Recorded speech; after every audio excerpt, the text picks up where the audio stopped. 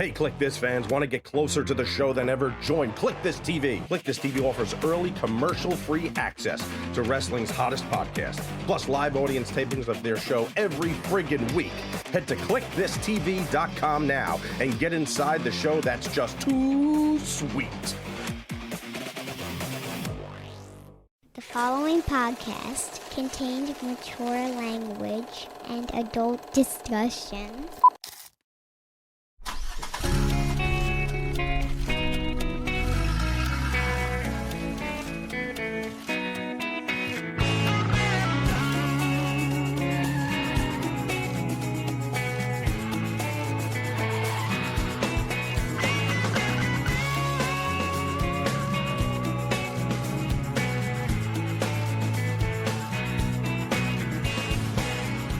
Kev, you look like a man. I'm tired because I've been running around trying. We had a terrible storm and I had some water come in, so I've been handling this. So my mind is fractured and I'm tired, but not as tired and fractured as someone maybe who's done SummerSlam in New Jersey, England. No, you got to go back. You got to go back to 11 days and the 11-day Alaska thing first.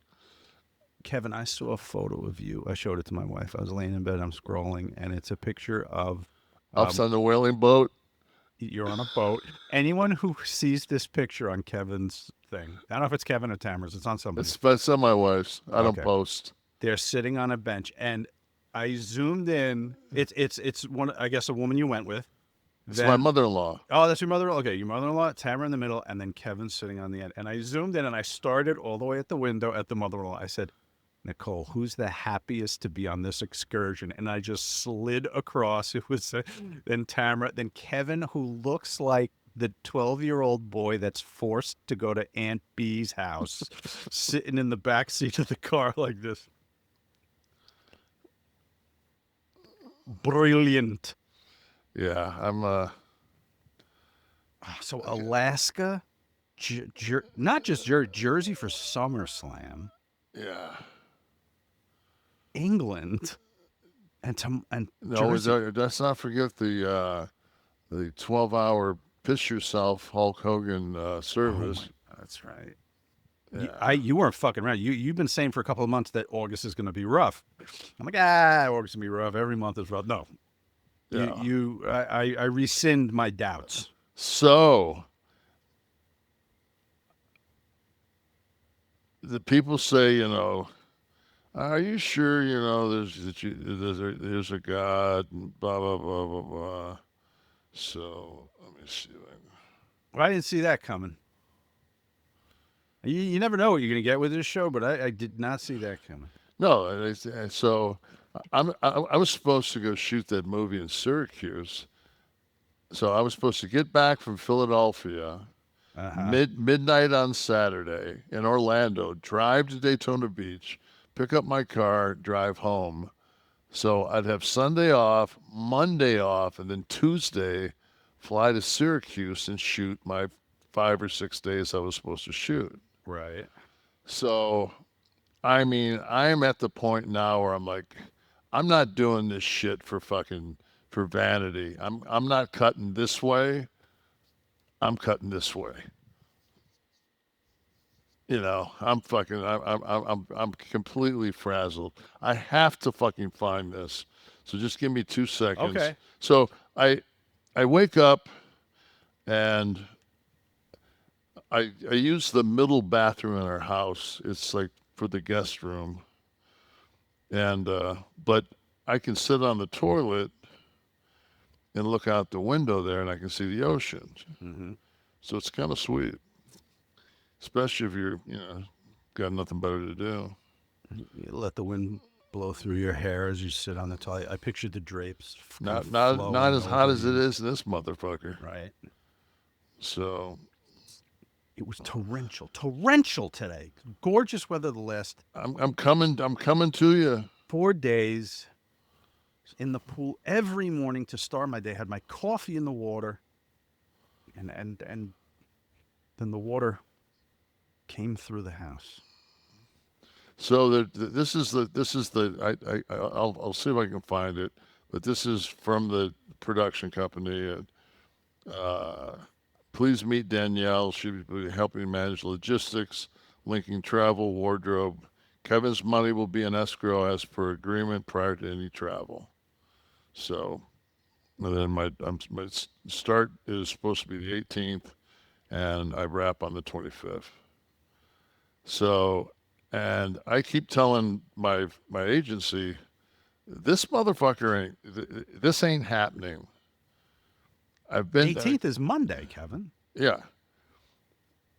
I said, this ain't happening. I'm telling you right now, this fucking is not happening. It's not going to go down. It's not going to go down. I said, nobody, their first excuse for not doing the film was, and we already had like a start shoot date, and the production head calls and says, we haven't secured all of the fucking locations. What? How do you find? So I'm in these two scenes, but we haven't secured the location, but we're going to fly you up anyway. Like, holy fuck. Where's up again? Syracuse. Okay. So. Weren't you going to do something else? Was the basketball thing in Syracuse too? Yep. That's my new fucking best friend. Yeah, apparently. Ah, here we go. I found it. So I get this. Oh God, no, I'm sorry. This is a different one. So this is rescind do not work notice for Thieves Highway, which I was signed to do. From SAG. Yeah. A do not work. So I just got another one that's from this Caroline movie that says that they have not. You've got to put funds in shit like for SAG to, and they basically told us that under no circumstances are we to show up on set, speak to anybody, be measured for costuming, yada yada yada yada. So it's shut down. So what was the budget on this? Do you know? Dude, I'm in for the cash grab. I don't give a fuck. Yeah, I'm just saying though that something of a sizable enough for what they're paying me. I mean, and I'm the number 2 as far as the highest IMDb. It's like, but I'm only working 5 days. But I bet you it's a 20. This. I think like a regular like Sesame Street probably's got a thicker amount of like dialogue than this movie does. The script for Sesame Street. Yeah. Bert Loses the Duck episode was thicker than this. 260 episode 263. Yeah. So, and I was just like, "Are you fucking kidding me?" I went, "Oh."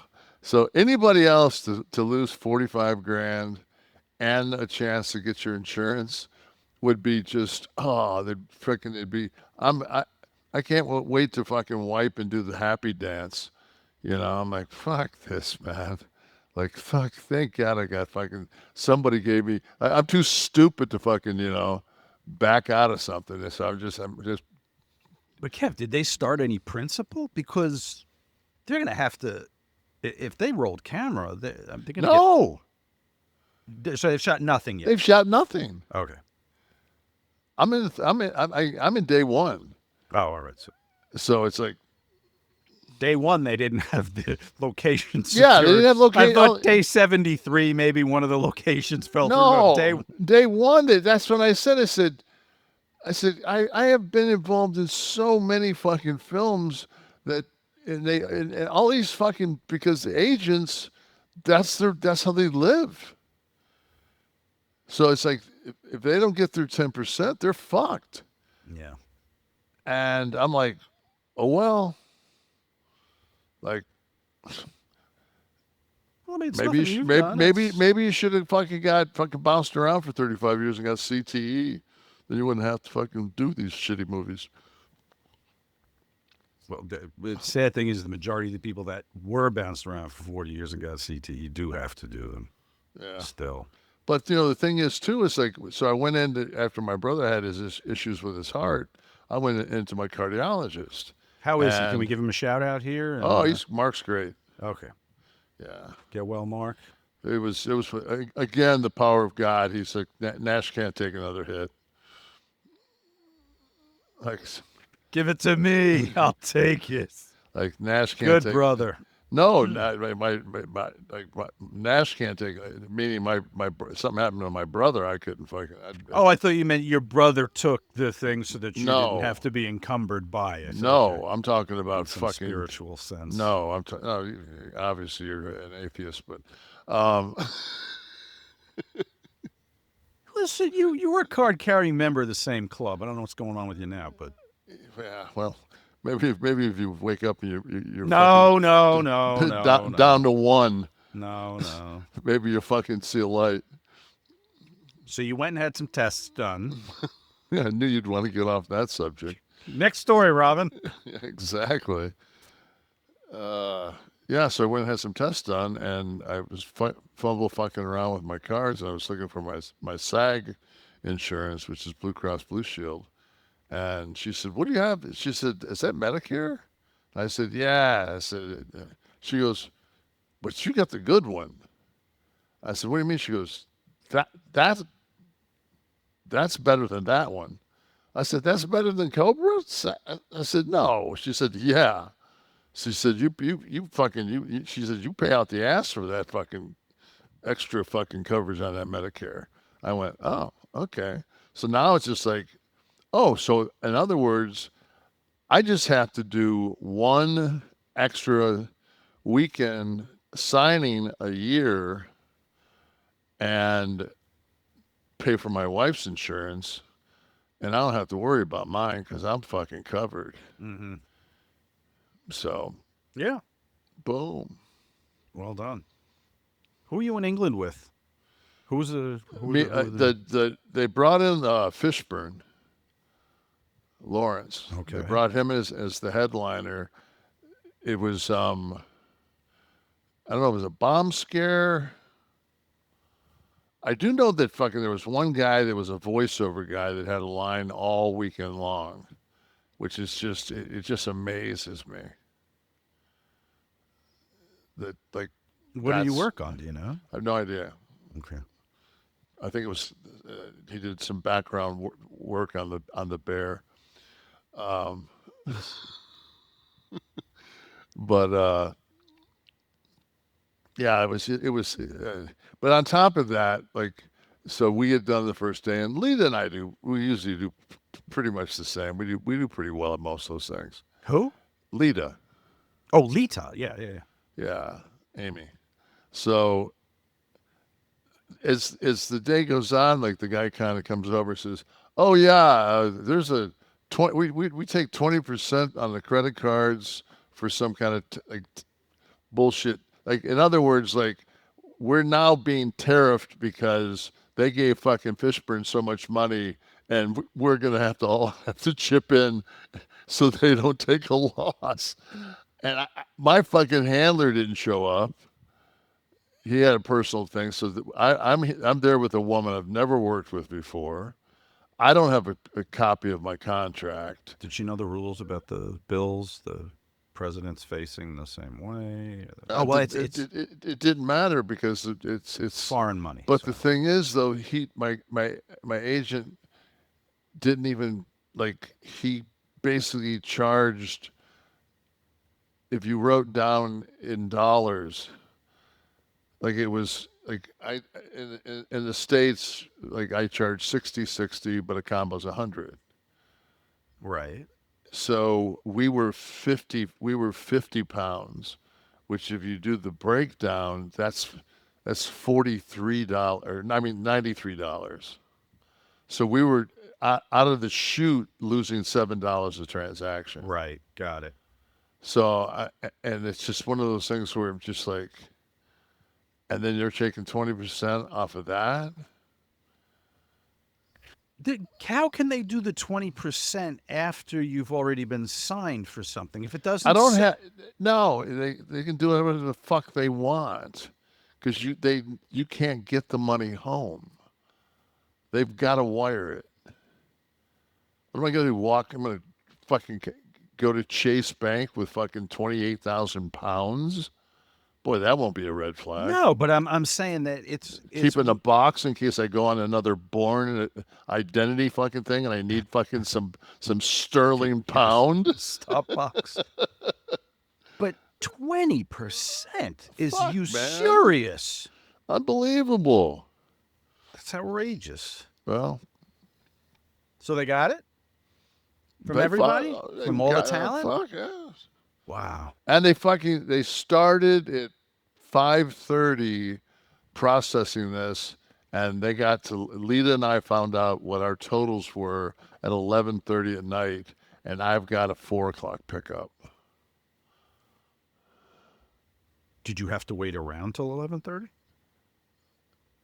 Or could you go back to your room? No, the lady that my handler sent was doing it. Okay. But all those fucking handlers had to sit in the fucking lounge and just, they shut the bar down at 10.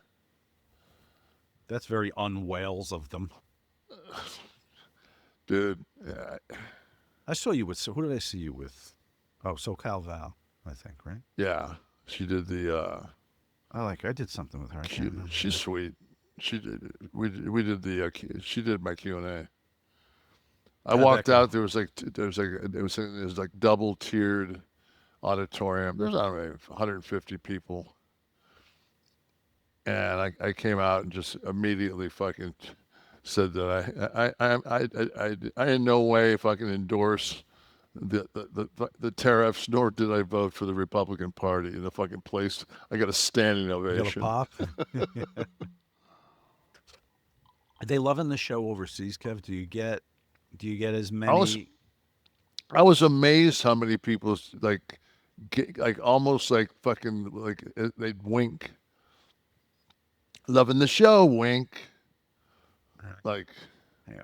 I think it's our number 2 market after the U.S. is the UK. So. I mean, the people over there are so fucking good. I love the Brits. What was the venue? We were in Cardiff, Wales. I've done Cardiff before, but it was it was like a new venue.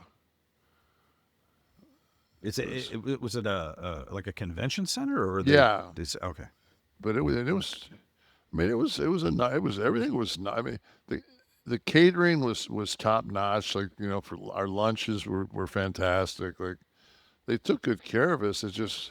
It was fucking 85 degrees, and it's one of those deals where, like, you know, you get 85-degree days in the UK, like you get 6 a year. Mm-hmm. Like, I doubt you're going to go in and you know.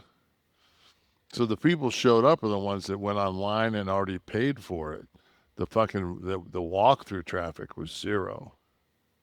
Because both days it was like the doors would open at 10 and you'd work till like straight through till noon. And then if you go do your photo shots, then you'd come back, you'd go to lunch, you'd come back, and the day was over. Yeah. You know, so it was just, there was no walkthrough. UK's our number 3 market, but only by less than 1 percentage point. Come on, Wales. Come on, Cardiff. Represent.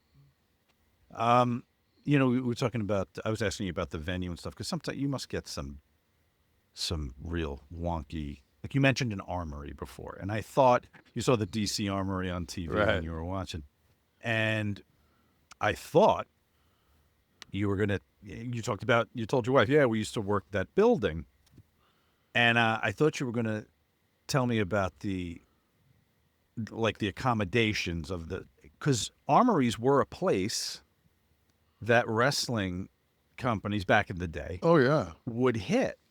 And when I think about some of the buildings Like in Poughkeepsie, they would run the Mid-Hudson Civic Center, right? Yeah, And that's a shithole. how did they house? I'm talking about backstage. Let me like tell a you. locker room. Let me give you the mid Hudson Civic Center locker room fucking layout. Yeah, go ahead. At the, It was downstairs? no, right? it was upstairs. Oh, it was upstairs. So, and I always remember it because the first time I was there, it was like you just followed the snowed footprints up these, like, in through this lobby, up these stairs where the guys all had their fucking high-tech boots on, you know, just dumping snow the whole way up. Walk in, there's indoor, outdoor, kind of a blue-green carpet, and there's a couple of tables, some folding chairs.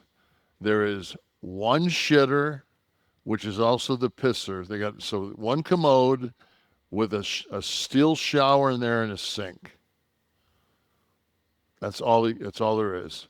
So by 4:00 in the afternoon, after everybody's is past their ham sandwich, I mean, and of course, 93% of pro wrestlers, I don't know if they were fucking broke in, don't know how to take their fucking foot and pick up the toilet lid before they piss. Oh, right. So I mean, it's the seat is saturated. And then the showering situation starts, and somebody goes in there and drops a deuce, and you're in a, you know, you can lock the door to take a shower, but your shower is basically hair up on top of your head in a scrunchie, wash your pitch your ass, and just get out of there. Right. You guys bring your own soap? You have to. Always. Right? Yeah. Yeah, that's part of stealing. You got to hit the fucking motel or hotel. You got to steal the soap. So you check in there first, load up. Well, yeah, but you're already on the road. At that point we'd have made that from the jet port. Right, that's true. Then we would have drove back to the jet port, then made, you know, White Plains. Like you'd have like one central place that you'd make the three days of TV. So they were still doing TV at the Mid-Hudson? Yeah. Okay. Because I know they were doing their tapings there, like, I'd say 83, 84 through, until they started doing arena tapings for superstars. Then they would go to the larger venues and stuff. And I'd always wonder, like, these little buildings. The business was so down when I broke in there. So now where are you dressing? It's just a large room, you said, with tables, like folding tables? Yeah, like you throw your card shit tables. Well, you got Arnie there playing cards and smoking a cigar. You got to go in there and get your money, get your tickets. You got to get your draw. Right. You know, so. And it's one room? Yeah, it's one big room. Wow. How did they get guys? If you're shooting 3 weeks of TV, you've got, what do you get, 25, 30 wrestlers? Yeah. No, we're never that many. It was, I mean, there was enhancement guys. Yeah, but they were like, the room was, they were at the other end of the room. And then the talent was up, the contract talent kind of was, that was brutal. Yeah. And the house itself was, I mean, it couldn't hold, it was a stage, right? There was like a stage. Yeah, but because that's where they put the cameras. Yeah, but it was real low. Like it had like a real slow rise to it. So with it wasn't like normal seating. It was like probably the size of center stage. Right. Okay. You know, kind of that same. You know. So I'm surprised half of these places had the power requirements to do lighting rigs. Well, we used to bring that fucking our own generator. So it was all run to the truck. Yeah. Okay. Yeah, that makes sense. Brilliant. But this is back when when we shot TV, there was the TV truck and then a fucking ring truck. And the ring truck had the lighting, and like it isn't like it is now where you fucking pull up and there's, you know, 67. 6 semis out there. Yeah, no, Yeah. no. 49 buses for fucking the talent. Yeah. And yeah, it's a different fucking world. It was the ham sandwich days. And, Yeah. So, and how and I did mean, you guys? and my whole deal is, man, you know, like, I'm sure fucking Ted Williams and those guys, when, God, who was I was looking at the other day. It was like the year that David Robinson was like, there was a year when Shaq and David Robinson were like playing back and forth for the scoring championship, and they both were averaging like 29 points a game. And the last game of the season, Robinson scored 71 or 2 points, and to beat Shaq. But the Clippers pulled their starting five after the first quarter, so he could because they wanted the scoring champion to come out of the West and not the East. So, but he was the highest paid guy in the NBA at $5 million a year. Yeah. And now that fucking cat from OKC is making fucking like $84 million a year. Mm-hmm. You know, so I remember when Shaq's like $40 million or $60 million contract was like earth-shattering, but it was for like 8 years or something like that. So this is with Orlando, and yeah, I was like, oh my God, the amount of money. But yeah, I mean, by today's comparison, it's not a bad breakdown, right? What's that? 1.272. Oh yeah, NBA minimum salary for the 25-26 season will be $1.2 million for a player on a. Let's go back and see what the minimum was in '93. And in many ways, Kev, it must be easier today to play with a lot of the amenities these guys get in their contracts. 93, it was $140,000.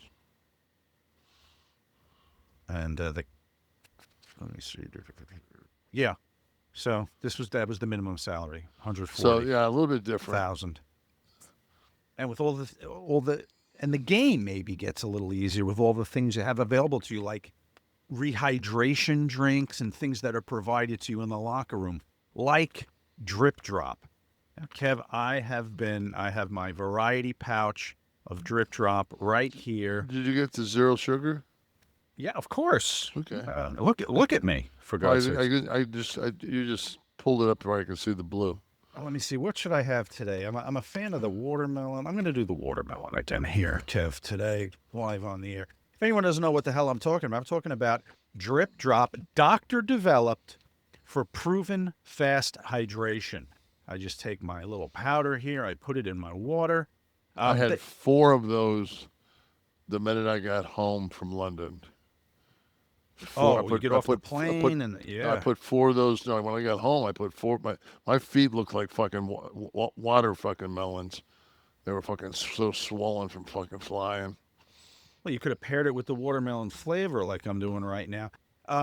We're talking about a precise ratio of sodium electrolytes and glucose for fast fluid absorption. All right, you're getting 3 times the electrolytes and half the sugar of the leading sports drinks. Okay, it works faster and with less sugar. Okay, less fatigue, more focus, no more midday crash. Let me shake this up. It's a breakthrough, basically, in hydration, formula hydration, and it's backed by science. That's why it's trusted by firefighters, medical professionals, and over 90% of top pro and college sports teams. Okay, there's a lot of electrolyte powders out there, but I've not ever tried one that tastes as good as this. Pineapple's my favorite. As good. Well, I gotta rock that. I haven't rocked the pineapple yet. I gotta try that.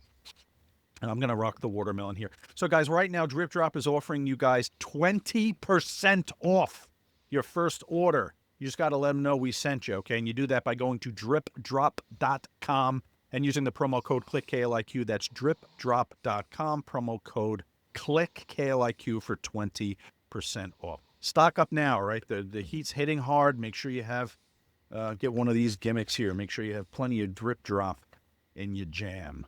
Thank you, Drip Drop. I do enjoy this. And clearly Kevin does, pounding 4 of them.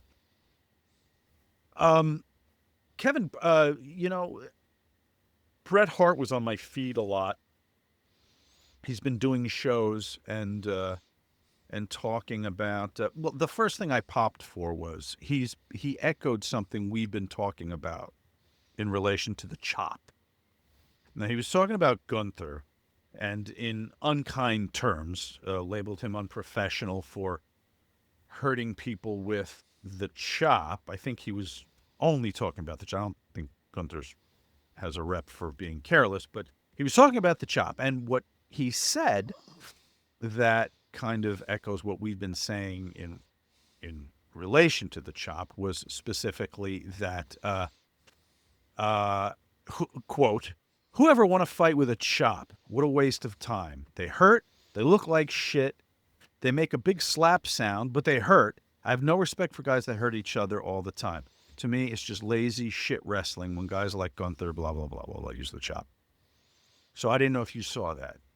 That Bret I didn't see that. Is aligned with us in regards. I saw where he was pissed because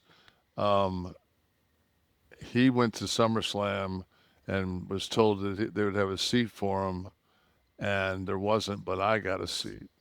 I get why he was pissed at that. Why invoke your name is what I was going to ask you here. Well, number one, I didn't go to the show because I knew I didn't have a seat.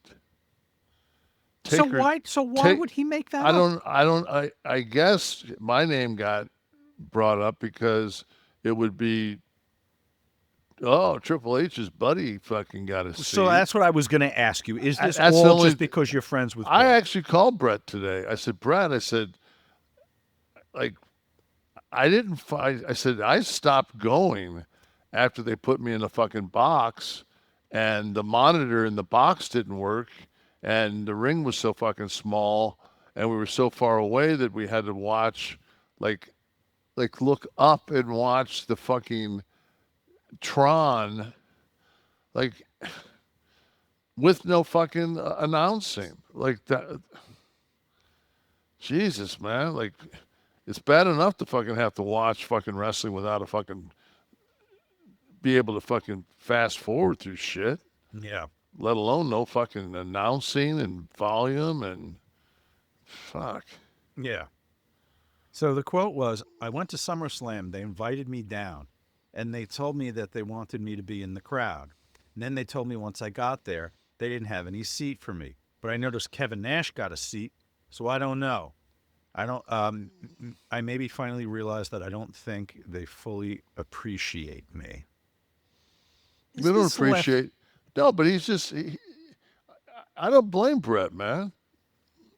No, for not getting a seat. I agree. But I was curious why he would make up that you had a seat and invoke your name, and it's got to be the connection to Paul. Right. Just saying, he's buddies with the office, and I'm not, so he gets a seat. But my whole thing was, I had a signing inside the arena, inside the MetLife. So I did a signing, at 1:30 till 3 o'clock or something like that. So I saw some of the people, but not many. I did see Rhea. She was in the makeup chair. I saw Naomi. I saw Charlotte. Because I kind of walked in through the makeup seamstress area. I saw Terry. I've known her for fucking 40 years. She's still a seamstress. Maybe someone looked like you that Bret saw. Who would that be? Did Taker have a seat? Fucking Taker. From what I heard, fucking Taker wasn't real happy that he had to fucking, or somebody saw Taker at the show and he was sitting in a TV room watching a monitor.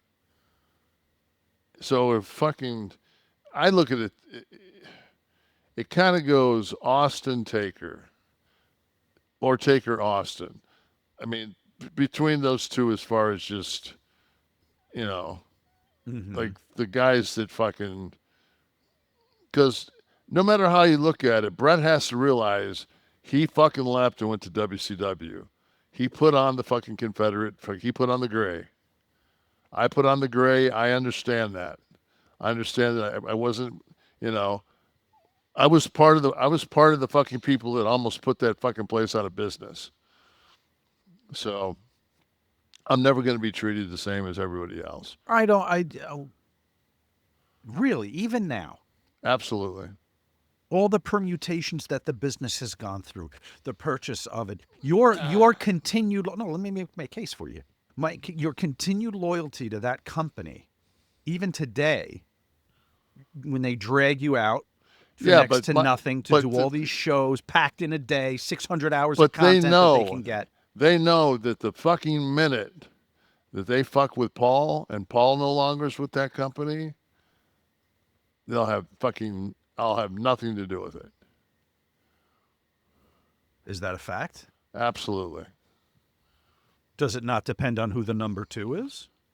Who would assume that role, I mean? No. It would. What if it's somebody also close to you? Or someone else in the family? Shane. Yeah, I would do it for Shane. All right. See? But you're talking about if it's just some fucking TKO guy. No, I don't mean that. I meant somebody from within. Somebody from within the WWE family, for lack of a better. Someone you've known for years. You're a loyal guy.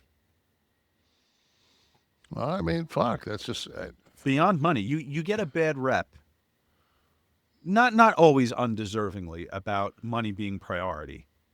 But you've done a lot for that company. I understand that, but beyond money. I don't. Where I fucking, my socialization process is fucking Detroit.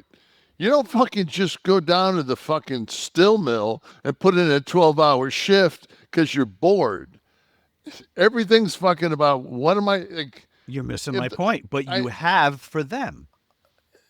Not for nothing. Not for nothing. But I know what you've been given to do it, to give them 10 programs, 10 documentaries worth of footage. Oh, fuck. Packed into a day. And fucking get paid shit. And you wouldn't do that for, you're not doing that for any other offers that I'm sure as fuck not doing it because I want to hear my voice. Yeah.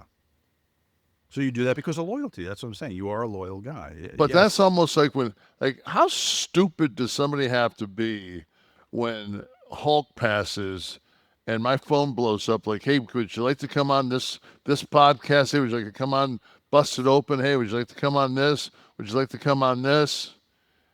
Hey, Maven wants to check out your colon. It's like, no, I'll do it on my show. Yeah. So. Yeah, no, I know, and that's what I'm saying. That you do have loyalty to that company. But my loyalty. And I told this to Vince when I was leaving. He said, "We're family." I said, "No." I said, "We're not family." I said, "My family is sitting in fucking Arizona right now, and my wife's about to give birth to my son in fucking 3 months, and I need to know how much I'm going to make in order to start." Like, it's very hard to financially plan when you don't know whether you're going to make $1 or fucking $2 million. Was he trying to use that as a tactic to make you stay? Yeah. The family thing, that's when you were negotiating with him. You'd already gotten the WCW number, right? Yeah. And I just said, I said, I'm not even going to tell you what it is. I said, I've already written it down. And I gave it to him, and he read it, and he it was great because it was so classic Vince. He read it, he kind of dropped his head, and he took it, like he turned his back and took like 4 steps, and kind of like he was pondering it. Oh, he did a whole act? Oh, he did the whole Vince routine? Yeah, it was great. It was fucking great. And then he comes back and says, he's like, yeah, can't match that. It was a 3-year deal, right? Yeah. Your first one from WCW was a 3-year deal. 3-year. In case you don't remember. 758, 59, 50? I'm going to take a guess. I think. Something like that. Yeah, I think it was 750, 850, 950. And that's what you gave Vince. Yep. If he matched it dollar for dollar, you would have stayed? Fuck yeah. You got to realize that on the TV, fucking the WCW is the Dungeon of Doom. You know? Sullivan, my son. You think I'm fucking... You would have got to work with the Yeti. I'm the hottest I've ever been. I'm finally fucking... I'm no longer a baby face. I'm working with fucking... I'm going to stay in the top... I'm going to be one of the top 5 guys. But what about the schedule, Kev? The grind Yeah, versus... but fucking at that point, man, we're already so fucking operatively conditioned. It was just like... I did it for fucking... 700. I mean, I wouldn't do it for 750, 850. I mean, knowing that you're going to get 750, knowing that it's guaranteed. Because then you can, when you get, and you're getting paid every 2 weeks. Like, you can run a household. You can take money and put it into fucking, like, all you could do when my first 3 years in the WWE is you could pretty much put your money in a SEP. Like, that was your best option financially for taxes. Like, it was, I was incorporated, but it was just, you never knew how much, and then every fucking receipt that you had to have, you know, until then finally we got a platinum card, and then the platinum card would give you the breakdown. Mm-hmm. And then you would put everything on your platinum card. But you would literally come home at the end of the month and fucking have a bag of receipts that you would have to hand log. Yeah. Oh fuck, yeah. Man. It was, if you were fucking conscious and conscientious. But if you were conscious of what the fuck you were doing and knowing that you were going to, like, you need to fucking have these write-offs. Yeah. And I ran every fucking scam you could. I fucking rented the vehicles because I had the Diners Club, and then I made the loss damage waiver free. Right. So at the end of the fucking 24-day run, everybody fucking gave me cash for fucking what the bill was. And I wrote the whole fucking thing off, and I was only paying about fucking a fifth of it. Do you think, to go back to the negotiation with Vince for a minute, did Scott give him a chance to match? Fuck no. No, he just left. Scott went in there. He was going either way. Yeah, because Scott had already went in to the office and took one of his days off and put on a fucking sports coat and went in there and said, let me have 4 weeks in Japan. Let me to make some extra money. Yeah, he said, he goes, I remember Scott said, he goes, I just looked at him, I said, hey, rich man, if you move that decimal point over just one spot, on that royalties, man, he says, it makes a big difference to the Hall family. He said, it ain't going to hurt yours. That just wouldn't budge. How different the course of wrestling history would have been had Vince said, you know what, I can't lose this guy. Talking about you, not Scott. Let me lose 3 guys from below somewhere to make up some money to get him these numbers, to keep him. And the Outsiders never happens. Maybe the NWO never happens. What the hell happens to history if we can just go back in time and Vince does what he can? The butterfly effect. Absolutely. Get rid of the bottled water from Titan Tower to be able to make that. He shouldn't have given you the answer that day. He shouldn't have paced and given you the answer. He should have gone back, sat with who was doing the books. Who was the accountant? Was it JJ? No, he was in talent relations. Who are the bean counters over there? Frank Seppi? That's who fucking the check was signed by. He should have sat with him and said, how can we get this number? How can we free this up? Wow, what a difference. Yeah, but you can't do that. Because why? Because that day in front of the Stockton fucking Civic Center, he looked at me and goes, he said, Big D, if I do that for you, I got to do that for Taker. I got to do that. I mean, it's like he was going to have to, like. This is no different than any other sport. When you've got your franchise player who... Obviously, I wasn't. Because he didn't have he just said, we'll do without. And fucking was talked into JR to just getting fucking Glenn to play the role.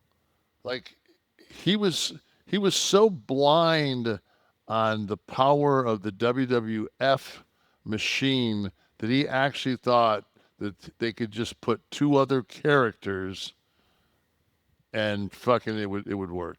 Yeah. Like, that's how much they thought of what we brought to the table. Really? Yeah, like a God complex. I made him, I can make the next one. Right. That was my best. Hell, he was fucking a piece of shit fucking Vinny Vegas. Came in here, he's world champion. Right. I did that. Shined him up, we could shine up another one. Yeah. I'm not going to say he wasn't right. But I mean, Well, that was a pretty harrowing 83 weeks.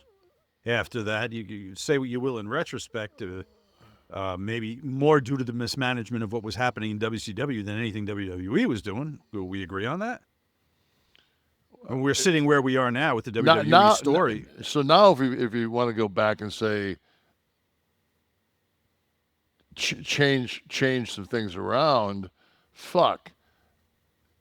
If Scott and I would have came in and not had such a chip on our shoulder,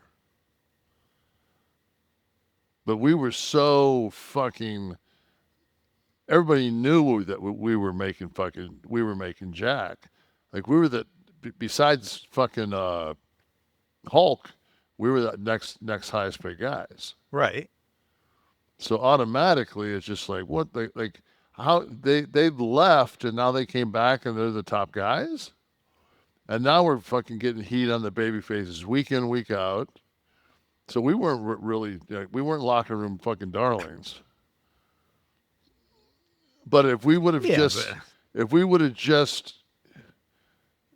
and we were fucking selling for them and doing everything, we were doing everything right in the ring. It's just that we had a different way of doing things in fucking New York, and we would always say, well, in New York, we kind of, and it just drove them crazy. Mm-hmm. But they also fucking, they weren't used to fucking being in the Shark Tank. Like, those guys, they weren't used to fucking, like, they didn't realize, like, holy fuck, man, these guys will eat us alive if we don't fucking protect ourselves. So having said that, did any of those guys that were used to working in that kind of environment come to you for advice on how to strengthen their contract, position themselves better financially? Once we or was it just envy? No, but I fucking went to fucking Sting because he was so good to me when I broke in.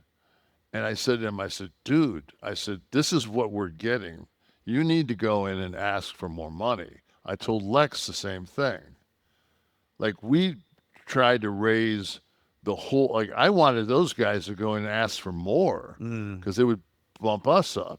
Like, I was trying to bring the whole, sure. Yeah, but I'm trying to bring the whole fucking pay scale up. Right. I went in personally and fucking asked when Conan joined the Wolfpack. I got him in one fucking day jump from 250 to 500. I said, he's with us, man. You got to pay him more. He's in the Wolfpack. Right. And he showed up for the tapings, right? Yeah. Get that clear. Okay. So. But those are the things, I just looked out. No, I looked out for a lot of motherfuckers. Yeah. I think those stories, Kev, about, there's a handful of them around, but I don't want to insult anybody. How do I say this? It was never anybody who would have been working the top of a show. No. that I hear these things about. No. And it wasn't like you took a number 1, number 2, number 3 guy and had them demoted down the ladder so you and your friends could come up. This is always, I think, mid-card guys that I hear this from. Right. It just happens to be a fact. I'm not insulting anyone, but Well, you know, there's only so many fucking top of the card guys. true. There's only fucking, like right now, I think that's the biggest problem with a guy like LA Knight. LA Knight is in a position where he is over, but he's over because He's put in something that's in the spotlight. but he's gotten himself over because of the formula that worked, like when we all got over, like catchphrase, you know, and like watching Monday Night and watching him and Punk is organically over. And Punk He doesn't have to lead a sing-along. No, or give but anyone Punk, paint and by numbers anytime chants. Punk wants to, Punk get it. can fucking make his shit look weak by fucking mocking his shtick. Mm-hmm. I said 2 fucking years ago when I didn't know who he was and all that fucking shit went up, and I said, I said, well, he's doing The Rock, and you know, I said that then, and he got over. He worked hard. He was always in fucking shape. And I just said, you know what, man? I don't want to be that bitter old guy. He's over. People like him. I'm not going to fucking badmouth the guy. But in retrospect, where are we at 2 years later? That fucking doesn't work. Sooner or later, man, it's just... Well, that's the question is, like, someone like, we don't even have to talk specifically about Atlanta, but someone in that position, does that have legs beyond what you're doing right now? You know what I mean? Like, what becomes authentically you? Right. What of your character is authentically you that nobody else can do? And there's a handful of those guys, and they're usually working at the top, who have that there'll never be another. And that harkens back to what Vince should have thought about when he was standing in front of the building in San Antonio, wherever the fuck you were, when he said, Stockton. I can't get another one of these guys. In front of the Mid-Hudson Civic Center with the one shitter. You know, on that shitter, Kevin, well, you know what? It would have been so much better for you guys, as bad as the situation was, and 20 wrestlers going in there, dropping their ham sandwiches. If you had a tushy installed on the commode. That would have been like one of those, you know how they do the door hinge on a car when they have the machine that opens it and shuts it? Yeah. Like 1 billion times to see the durability. The testing of it. Yeah, that would have been the Tushy testing grounds. That they could have employed that as, like, before it hits the assembly line. Yes. Has this been pro wrestler tested? Has it been Poughkeepsie tested? Right. Like Bastion Booger's ass on the Tushy. What can you do with that? I'll tell you what it could do with that. Because we're talking about the everyday luxury bidet that instantly transforms your bathroom and your bottom health for life. This is an elevated bidet collection over at Tushy, okay? And their collection nurtures your bottom with instant warm water, never runs cold, a soothing heated seat, UV sterilization for next level hygiene. Imagine a little UV heat on Yoko's ass, Kev. What that would have wafted out into the Yoko that. You would have put a funnel on it or something, right? No, he crunched those fucking toilets. Yeah. Yeah. All bidets from Tushy are easy to install. They go right on your existing toilet. You don't need additional plumbing or anything. Instead of endlessly wiping with toilet paper, you're just making a fucking Pollock of your ass when you do that. You are getting 99% of bacteria removed when you use the Tushy blast of nice, warm, natural water. Especially, Kev, you ever have those where one breaks off a little too early? It's not a clean drop. You're going to be in there for a minute. Not with the Tushy. Just blast it all off, guys. It's easy to use. You sit, you cleanse, and you dry using a built-in air dryer, for God's sakes. That's right. Cleaning yourself after using the bathroom is hands-free, guys. So we want you to keep your swampiest body parts fresh and cool. For a limited time, our listeners get 10% off their first bidet when you use the code KLIQ, K-L-I-Q, at checkout. That's 10% off your first bidet order at HelloTushy, TUSHY.com with the promo code KLIQ. Go to HelloTushy.com right now and enter KLIQ. Get fresh. Get tushy.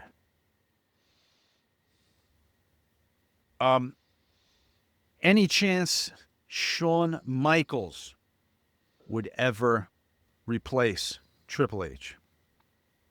Not enough executive experience, too much on the wrestling product, not enough running the conglomerate. I know that. What did he just? Shawn just got done. He got an operation and got because when he fucked his back up on that casket match, they put some rods and shit in his back. Mm-hmm.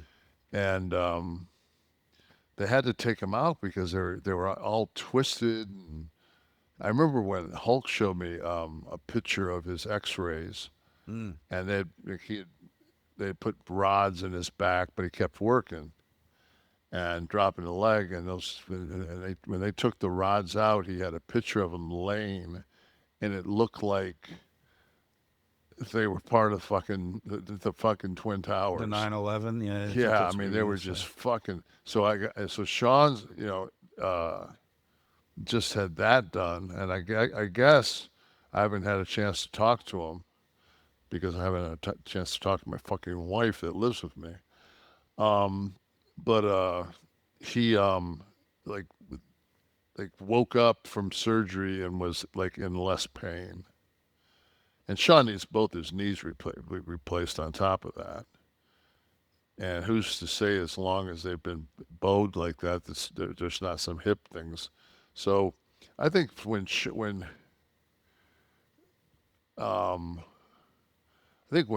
Paul calls it a day, I don't know if that would be something that like, why, he lives in Lakeland. He's got like his little schedule. Nobody's going to take NXT. Like, why jump up and take that,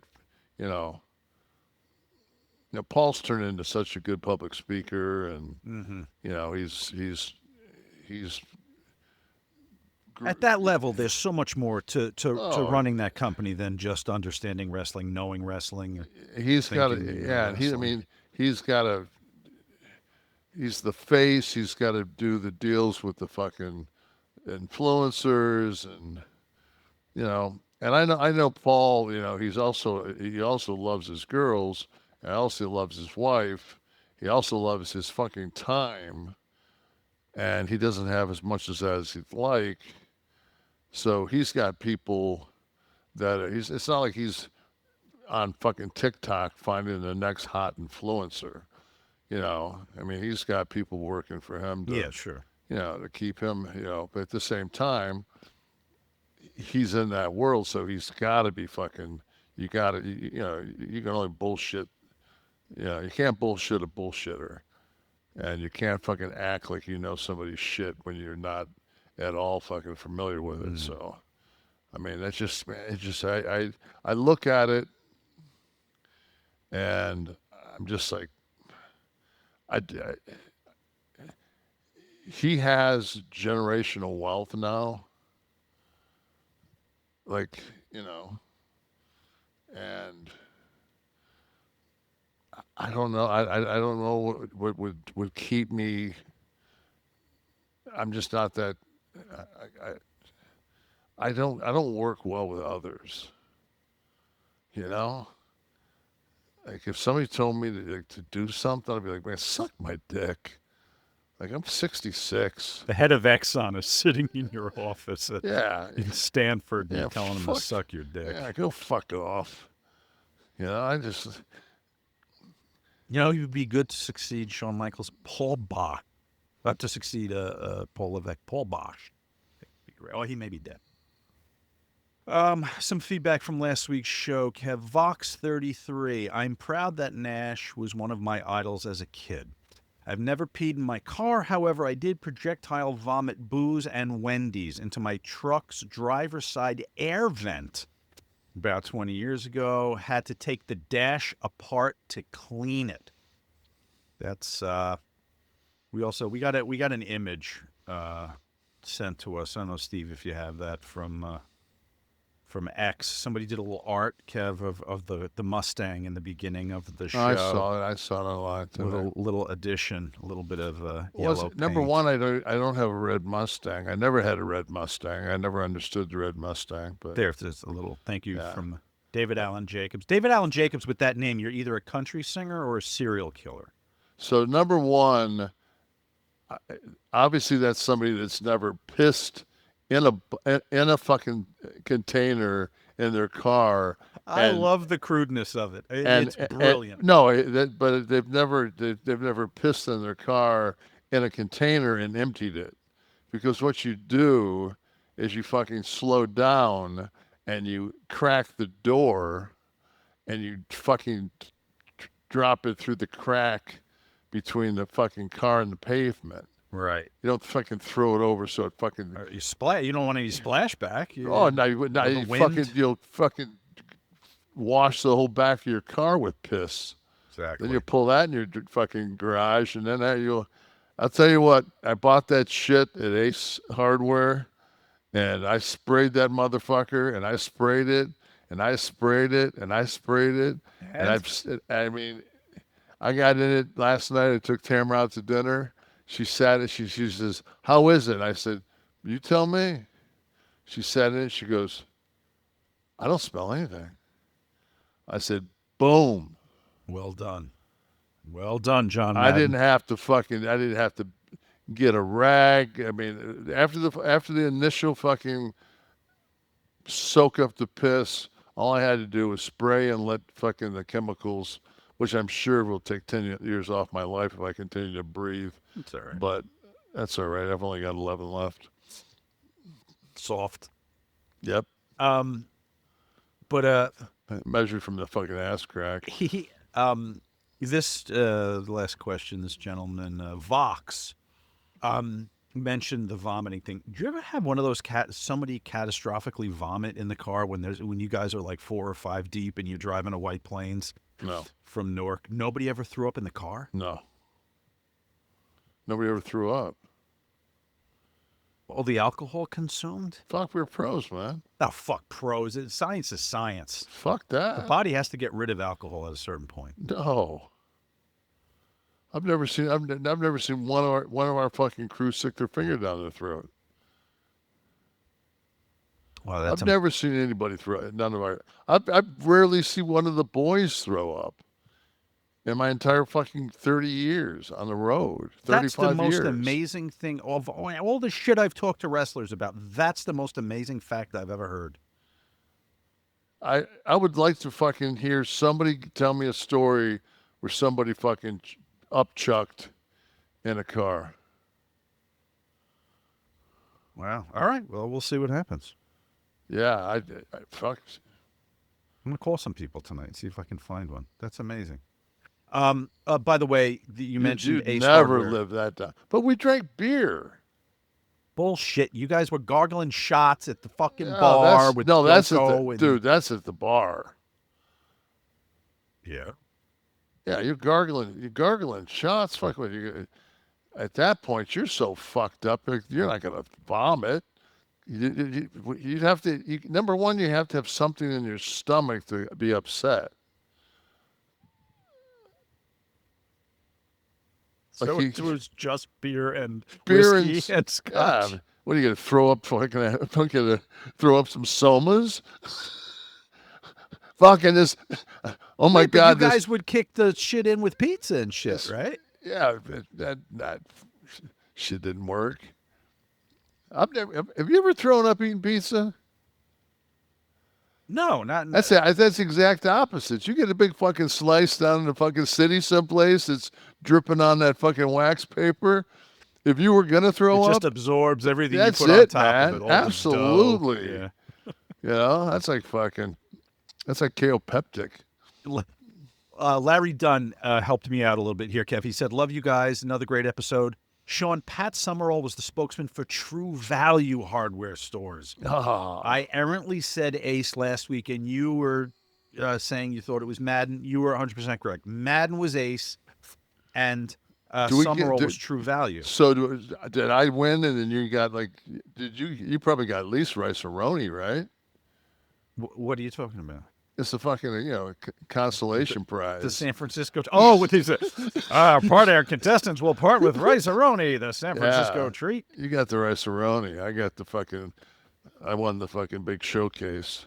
But isn't that odd? Because they were booth partners for decades, probably, right? Yeah. And each one had a different hardware store. Right. That's like if you began to endorse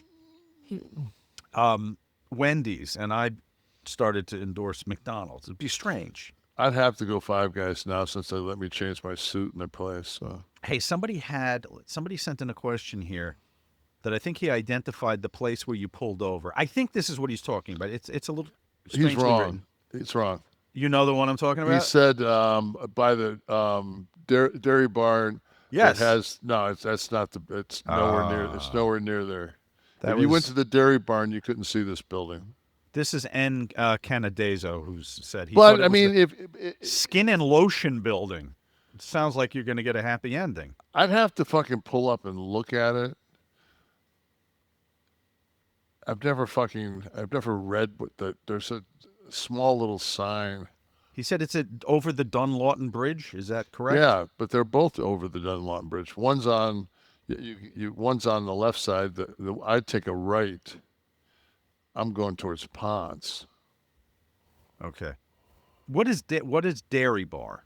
It's mentioned? A little fucking. It's like a. Is that like Dairy Queen? Yeah, but it's real ice cream. Dairy Queen's not ice cream. What is it? What are you talking about? Fucking it's some chemical shit. Oh. Look up Dairy Steve, look up Dairy Queen and Google it and ask it if it's fucking ice cream. And read that fucking answer. Maybe it's custard. I had Rita's today, which is frozen custard. No, which is amazing. Bob's Custard in Michigan. I know. No, Dairy Queen tastes like it's like. Fuck, man. They're never going to sponsor us. Does not legally qualify. It's like those fucking drumsticks that you can lay down and they don't fucking. This is incredible. Hold on a minute. Dairy Queen soft serve, which they use for blizzards and other treats, does not legally qualify as ice cream in the United States. The FDA requires ice cream to contain at least 10% milk fat, but Dairy Queen's soft serve contains 5%. While it's a creamy, delicious frozen dessert, it falls under the category of soft serve. What the hell is the other 95%, Kevin? Probably fucking some chemical that'll fucking. Oh. Yeah. This is heartbreaking. Sorry, Dairy Queen, but that's, Between you guys not throwing up, this revelation, this is the most interesting show. And the fucking. And the map of the Mid-Hudson Civic Center. And the fucking leaf guard. That was off the air, wasn't it? Yeah. I have to get better storm drains, I'm hearing. Who else gave us a little love here? Faizan Farouk, appreciate the kind words. Kevin makes me think about how the chemistry you and Hogan had is rare in today's wrestling. I guess the kind words he's referencing are those you had for Hulk. One of Hulk's best friends is a guy named Mel. He was Mel Clancy. He was a sergeant at arms for the Hells Angels when Zito was the president of. Yeah, I think you talked about Mel last week. Yeah, I think you gave him a shout. Mel and I were talking after, and I didn't see Mel at Hulk's funeral, but there was like to the right of the stage there was like where Eric was, like there was a whole bunch of people over there, and like I think maybe Sting was over there because I didn't see. But it's weird. It's not like when you walk into somebody's funeral that you're fucking looking around like, hey, what's up, bro? Yeah. Hey, over here. Like I saw Dixie Carter and Serge, her husband. So he contacted me. He says, "Hey, I saw you, you and X-Pac going out the door." He said, "I didn't get a chance to catch her because I knew that Paul was getting ready to leave, and I wanted to catch Paul because I didn't get a chance to see him at SummerSlam because he's just too fucking busy." So, and then we talked about that last week, so I'm not going to bring it back up. But so we were talking, and he was talking about Hulk, and he said that he wanted to make sure because he told Mel, he said, I don't think I'm going to kick out. Like he said, I think this is it. He said, I feel like I'm not going to make it. He said, I feel the end coming. And he said, do me a favor. He says, I'm worried about Nash. He said, he's went through a lot. He says, make sure Nash is saved.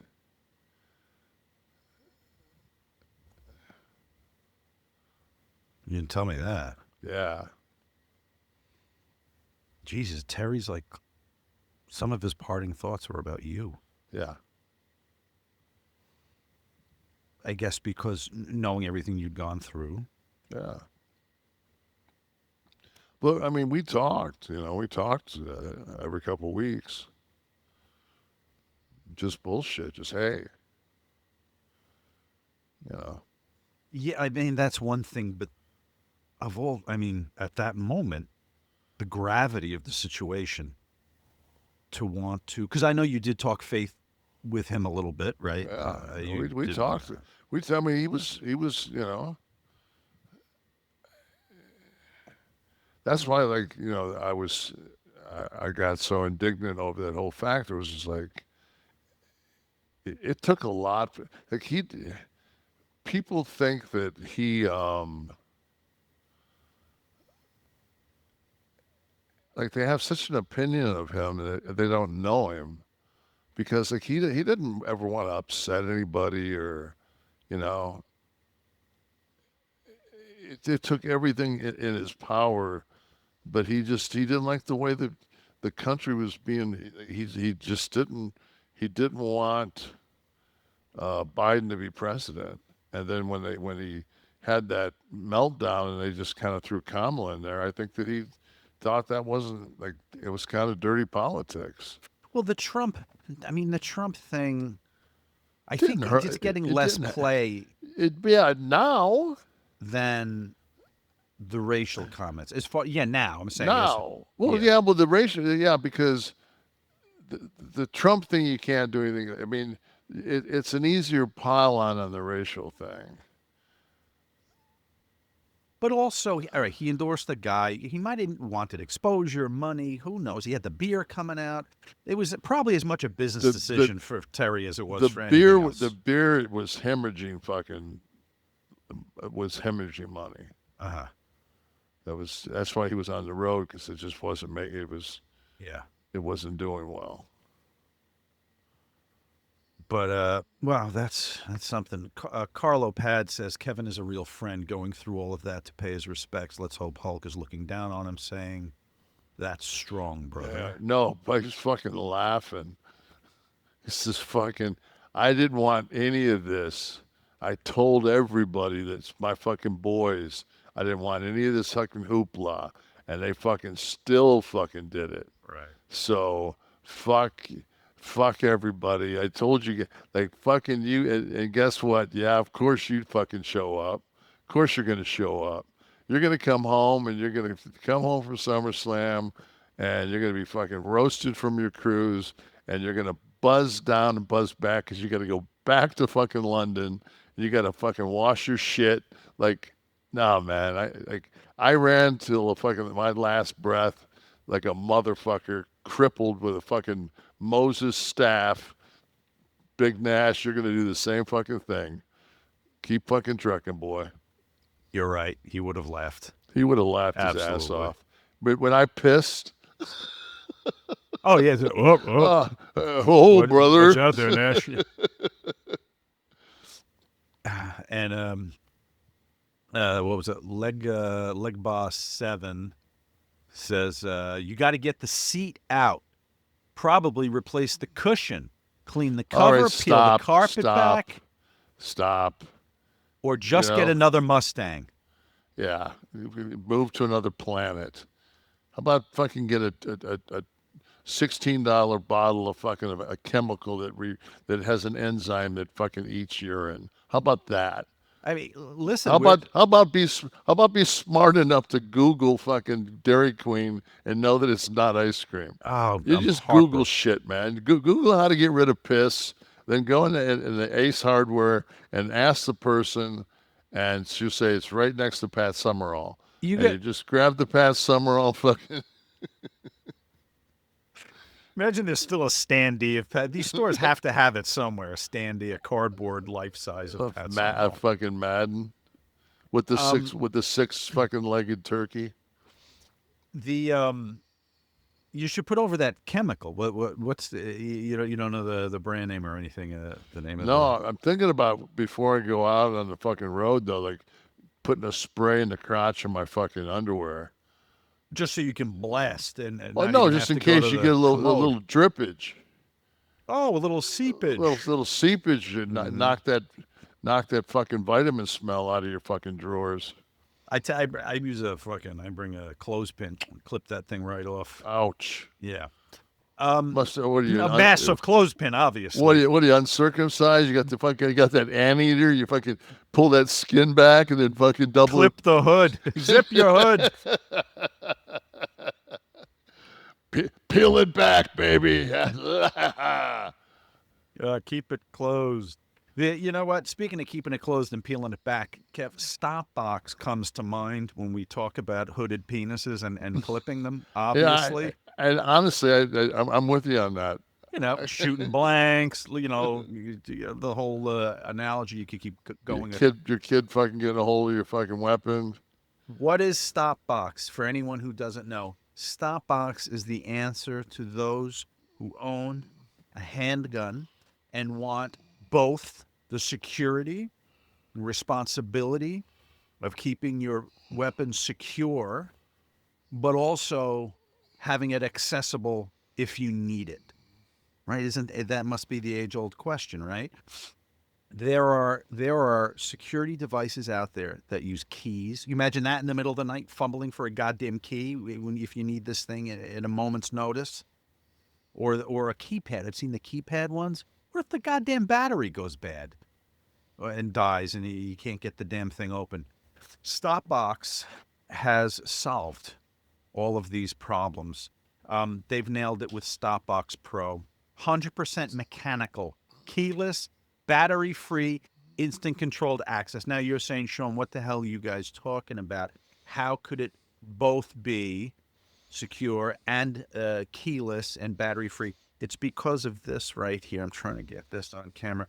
This configuration up here, I'm showing you the buttons, these 5, the thumb, and the 4 top buttons. Based on the configuration that you program, you put it in, and when you depress those buttons, it opens that quickly, okay? Just closing it again locks it, okay? Until it's opened again. Can you open that with your left hand? I would, Let me see if you can open it with your left hand.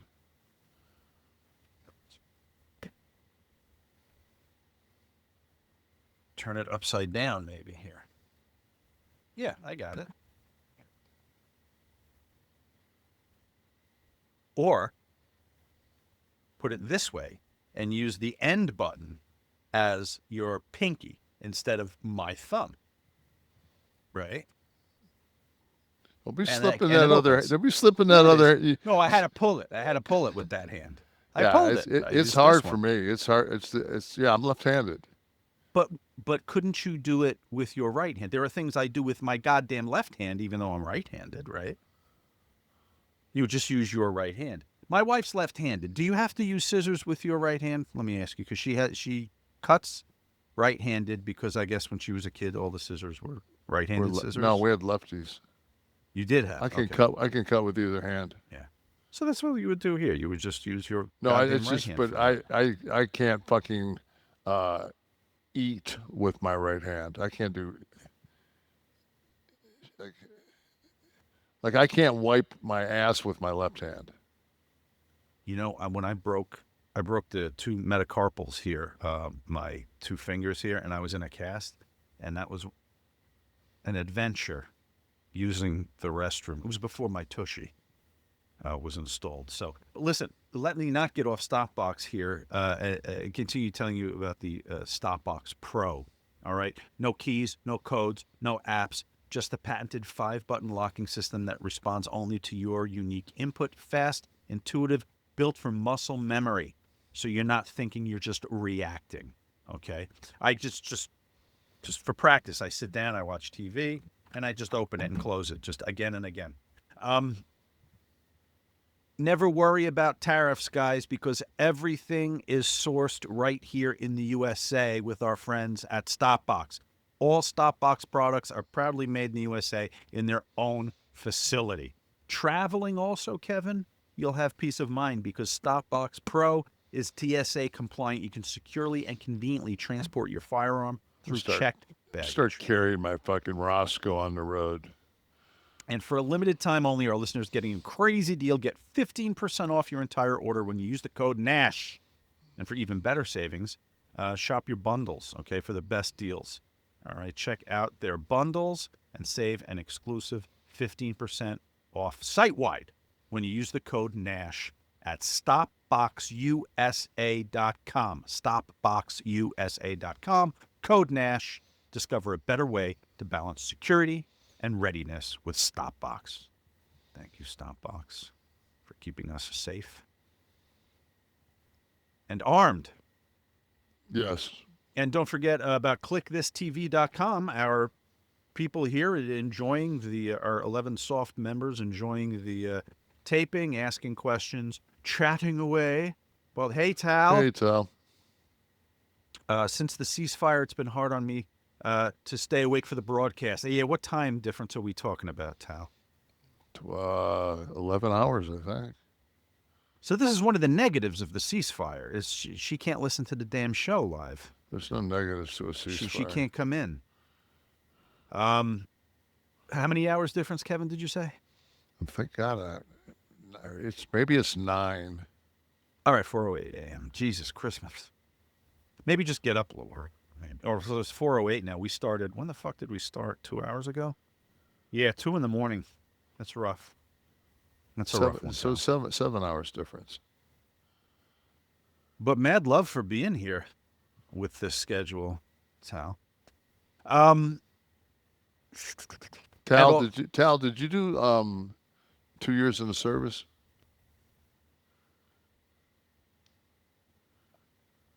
What do you know her from Germany? What did I have? No, everybody that's Israeli has to do 2 years in the FDI. All right, she'll let us know. And don't forget about KliqThisShop.com. Go check out our wares. Grab that beanie. Loving that. KliqThisShop.com. Kevin, a weird byproduct of the Brock Lesnar return.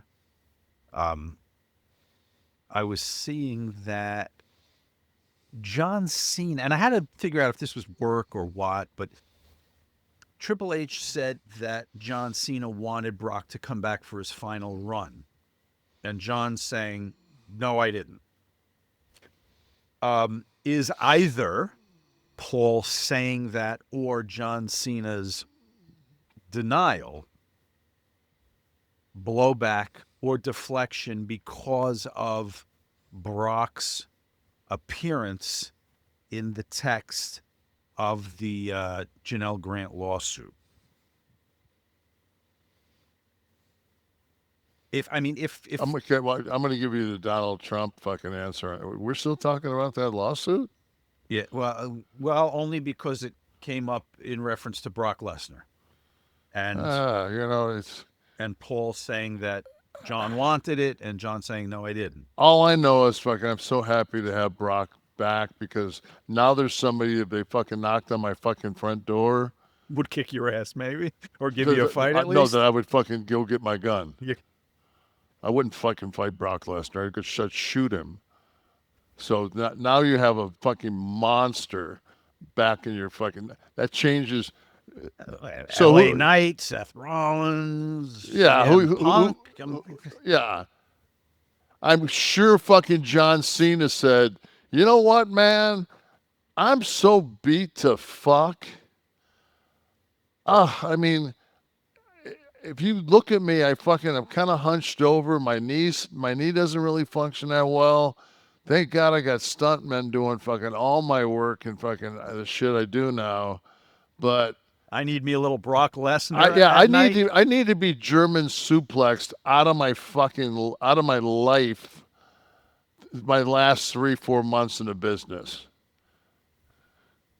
All right, so more than likely, John didn't make this request. No. That's like saying, so I'm going to be sodomized for 4 months. Could you find the biggest fucking donkey dong possible to fucking sodomize me? Jesus. I'll tell you one thing, though. If he did, I can see why, because it doesn't take much to get sympathy when that motherfucker gets a hold of you. Business-wise, though. Yeah, but if you beat the fucking Frankenstein monster in fucking Madison Square Garden on your way out, and if that motherfucker goes on a wrecking ball, fucking, who do you have? Imagine Cody versus Brock in a shoot. Imagine Rollins. Imagine fucking CM Punk. Well, this is always the conundrum when you get a guy who's a monster, right? But now you got now I'm thinking, fucking Brock is getting older. Fucking now you got Steiner. Those Samoans are fucking bulletproof. They're all fucking badass motherfuckers.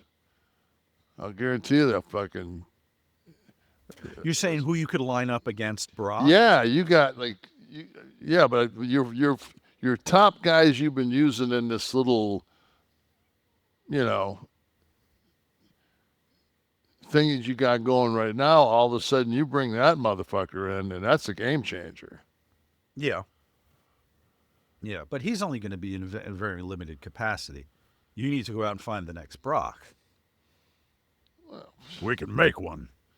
Can't match your 750, 850. We're going to make a Brock. The thing that I saw today was that even though he was sitting home the last 2 years, he was being paid full price. I saw that just to fucking somebody put out just to stir the shit. 2 years he was on some kind of guarantee? He was getting paid his normal salary for the 2 years. Yet they didn't put him on the 24 or 25 fucking video game. Like, it's just like there's so much. See, what happens is wrestling has now become the Trump organization. There's so much deception and bullshit and works, and is Kross thing a work? Is this a work? Is this a work? Is this work? Because they got everybody with Rollins. And they got everybody with fucking Brock coming back. So now it's just like, now anything you hear, you have to go, work. Work. Don't we tend to do that anyway, though? No. Oh, it's just me, I guess. I of all the fucking boys I run into at fucking SummerSlam backstage, I run into Kross. Mm-hmm. And we actually, we're getting ready to pass each other, and we both stop and turn. I hadn't seen them in a while, and I just said, I basically said, "Way to go! Like you fucking made him push you. Like you fucking got yourself over. Way to go." He said, "Just doing the best I can, man." He's a real nice kid. Yeah, guy. and then fucking Call him a kid. a It's week old man thing later, to do. he's fucking let go. I was just like, oh boy. Well, hold on. I think it's just they offered him a contract. I need to ask you about this as a veteran. So they offer him a contract. He says to them, this number that's here, what's the foundation, what's the justification on this number? According to him, he just asked for some information. And they said nothing. They said you have 24 hours to sign it. And after the 24 hours, he said, well, do you have those numbers for me that I asked you about that substantiate this number? And they said no. And they rescinded the contract. You also have his wife too. His wife's was contingent on him signing. They're not going to sign her if he goes. So, and I mean, they need him. They don't need her. She's pretty fucking talented. I didn't say that. I said, what, you going to sign her and give her money and then he leaves? How would that work? They can't do that. So they need him first, and then they would attach her to it. It's just business. Now, do you have the right, you being Karrion Kross now, I'm sorry, should you question the number? If the number was bad, you should probably just say no to it, right? If you question the number and they're playing hardball, you lose the spot. You can't. Number one, if there's a 24-hour, if you're negotiating with a gun to your head, you're not negotiating. So it's take it or leave it, and I'm sure that he thought like, wow, like this wasn't what I thought I would get. Because I guess he cut a promo. I didn't get a chance to see it, but he cut a promo on Sunday night, and it was trending. And it's almost Zack Ryder did that. Zack Ryder got himself over, and he's king of the Indies now, and he's never been asked back. I don't think that they particularly want you to book your own shit. It's like it's the whole basis of NXT. NXT takes somebody off the street, they put them in the performance center, and they teach them the WWE way. And then you learn that, then you go to NXT and they teach you the WWE way. And then you go to the big show once you've honed the WWE way.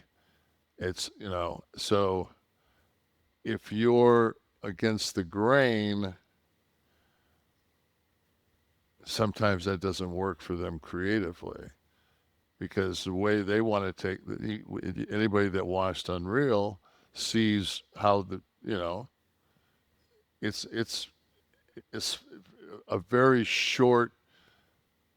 I didn't see too many times in that room where they would be like, okay, well, yeah, let's just sit on that idea and let's come back to it and let's go to this next match.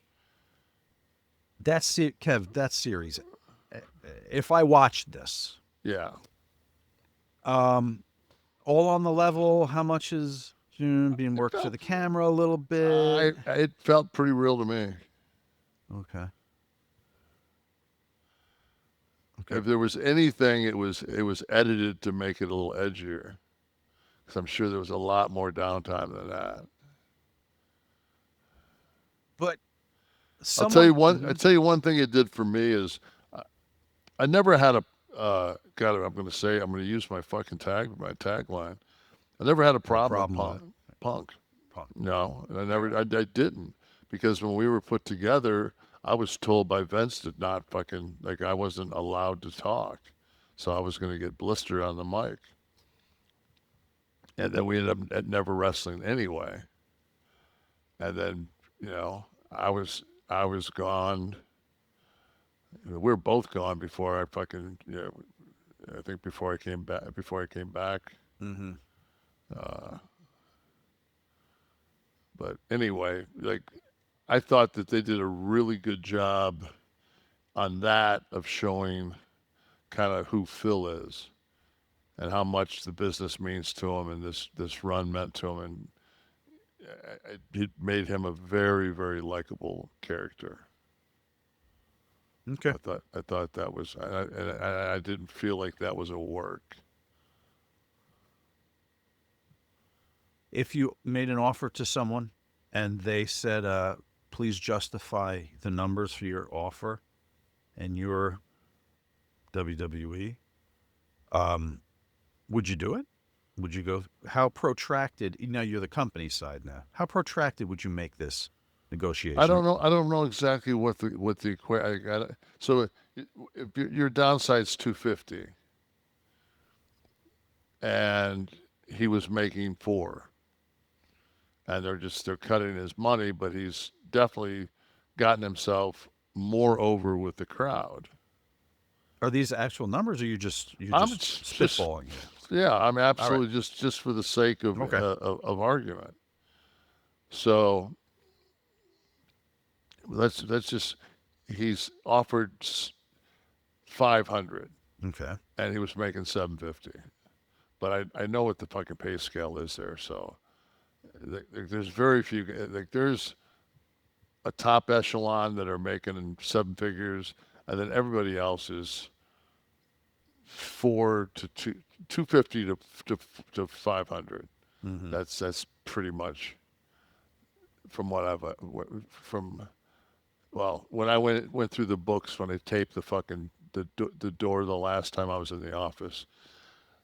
So, but if you're cut 30%, but you're getting more over, and you're like, more opportunity for. But I'm sure they're saying, hey, like, we're like showing a loss on paper, which WCW always did, because their number one form of revenue was being funneled to Turner Home Entertainment.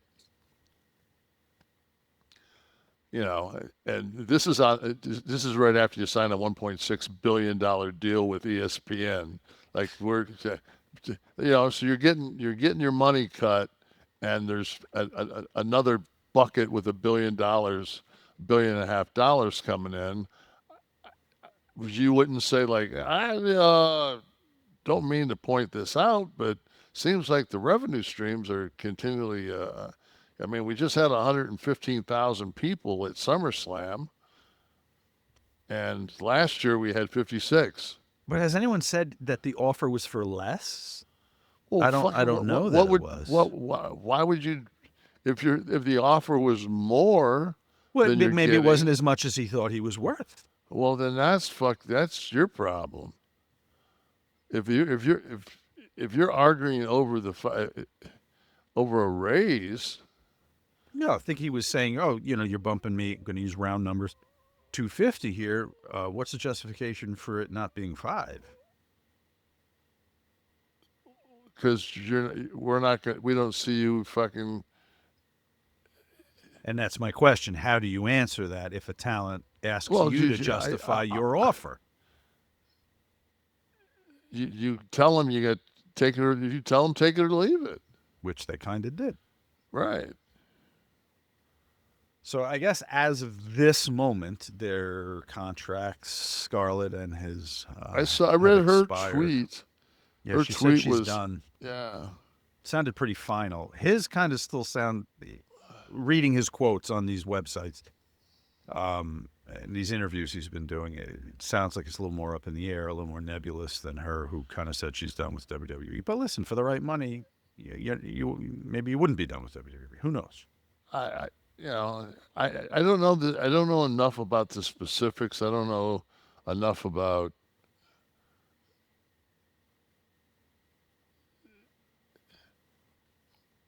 I don't know if they're doing like across the fucking board, where when people are coming up, they're chipping it down. I don't know. Has there been talk at the corporate level about them I don't know. reducing Well, I payroll? mean, so let me ask Wes a question. Wes, is the money still as good in AEW, or is that um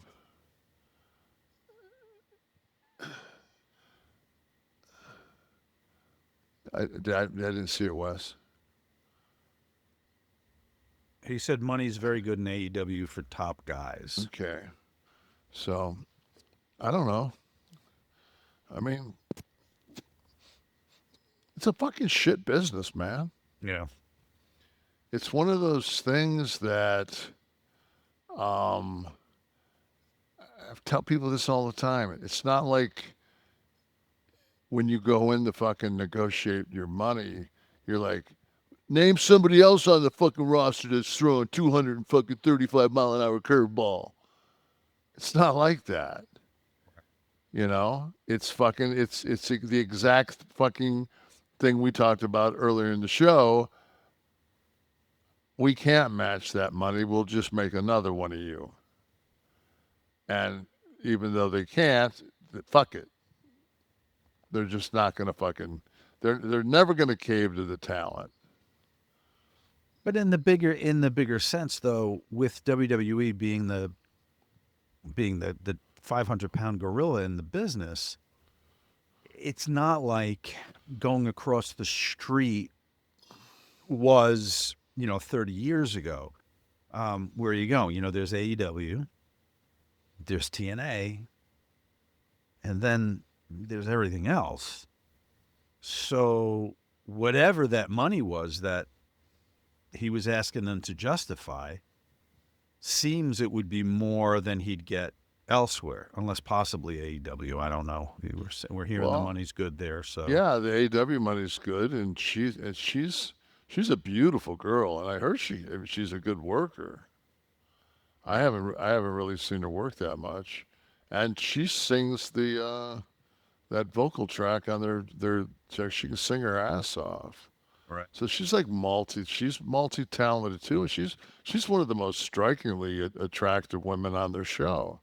So it's like, and he's got a fucking like a very different kind of cool. I mean, he's very different than their normal guy. So Where is Don Callis right now? Because there was that whole harassment thing with him and Scarlett from TNA. And someone pipe in. You don't have to type it. Just is. All right. So it's innuendo. So there's not been anything formal. It's just been out. There's no public. There's never been anything public with their names in it, but through interviews and statements that she's made, fans are pretty adamant that's what it was about. And with Callis being as big in AEW as he is right now, then right. and So Kross saying he hasn't heard from AEW. Typically, the way Kross is trending, you would think Tony Khan would reach out to him if he were a free agent, just for the popularity. But if there's any truth, it could be rooted in the fact that she, if she has issues with Callis, I doubt she would right. even consider it. Right. But again, that's all so speculation. what is the Just that there were she said there were there were allegations of sexual harassment for contract extensions or for favors for contract NDAs back when they were in TNA and Callis was there in a management role, and people put two and two together that she was talking about Don Callis, but that's not confirmed. That is all just rumor and speculation. Right. But given Callis's current spot in AEW, that may be the reason why they're not considering going there. That completely explains why I really don't know Callis, but he keeps sending me dick pics. So that completely fucking See, well, I mean, clearly your contract's coming due, and you know, so you're this gonna have to do the job. Oh, I think I might pull the Windy Rick there. Don't do the job, Bubba. Kevin, CarGurus, they do the job for us. When it comes time to sell your car, buy your car, I know Kevin's consistently in the market for classic cars and family cars, and he uses and has used CarGurus, as he's told us about here, and has actually live on the air gone to the what was it, Tallahassee? Where were you going? Sarasota? You were talking to somebody. Oh, St. Pete. St. Pete. Sorry. Yeah, it ended up that it was the Mercedes that I was looking at was a hybrid. It was a V6 hybrid. So it's like, I've never had a hybrid. I've never had a V6. Learning curve, right? Yeah. So I just said, well, and my mechanic that's here and it is, I don't know how proficient he is on hybrids. And I was just like, All right. Price was good, mileage was great, but to me, it's just like it was too good of a deal, And it said, great deal, but then you're looking at it, you're just like, obviously, fucking, that's a big heavy ass car to have a V6 in. So, but Kevin was able to do all that via CarGurus. Yeah. What the hell am I talking about? CarGurus is an app. It's an app and a website. When you're in the auto market, it helps the entire process. Think about it. If you're finding a car, it's kind of like using a dating website. You can swipe through a bunch of options, and some look better than they actually are. But how do you know? How do you get the homework done? How do you really x-ray into what you're looking at to see if it's legit? Well, CarGurus takes the guesswork out of all this. Real price analysis, vehicle histories, price drop alerts that you can set. It'll tell you when what you're looking for becomes available. And the best deals. No bad dates, okay, with CarGurus. Just good cars. It should be exciting, not exhausting. And listen, with over 4 million listings, CarGurus has more car listings than any other major online automotive marketplace in the U.S. So you can just find the best deal. Okay, they give you the control to shop how you want to shop with the tools, information, and data-driven deal ratings that you need. It's no wonder SimilarWeb's estimated traffic data shows CarGurus as the #1 most visited car shopping site. So buy or sell your next car today with CarGurus at cargurus.com, CarGurus.com, and make sure your big deal is your best deal. And I'll let them know Kliq This sent you. CarGurus, CarGurus.com. Thank you, CarGurus. I have to try that next time. Looks like a lot of fun. How about a little Florida Man Jersey guy? Hold on, do you know? You got a price drop alert for a hybrid? Do you know what a Labubu is? Yes, my daughter has a Labubu that people stop and ask her about. It's dangling from her purse. It's these dolls, and these guys made off with 7,000 of them in L.A. Did you see that? I just saw that. $7,000 worth. So my wife and I watched this. We're just like, so of course I have to dive in the fucking into the Labubu well, and in China, a 6-foot Labubu sold for, I've got two different prices. One was a $250,000.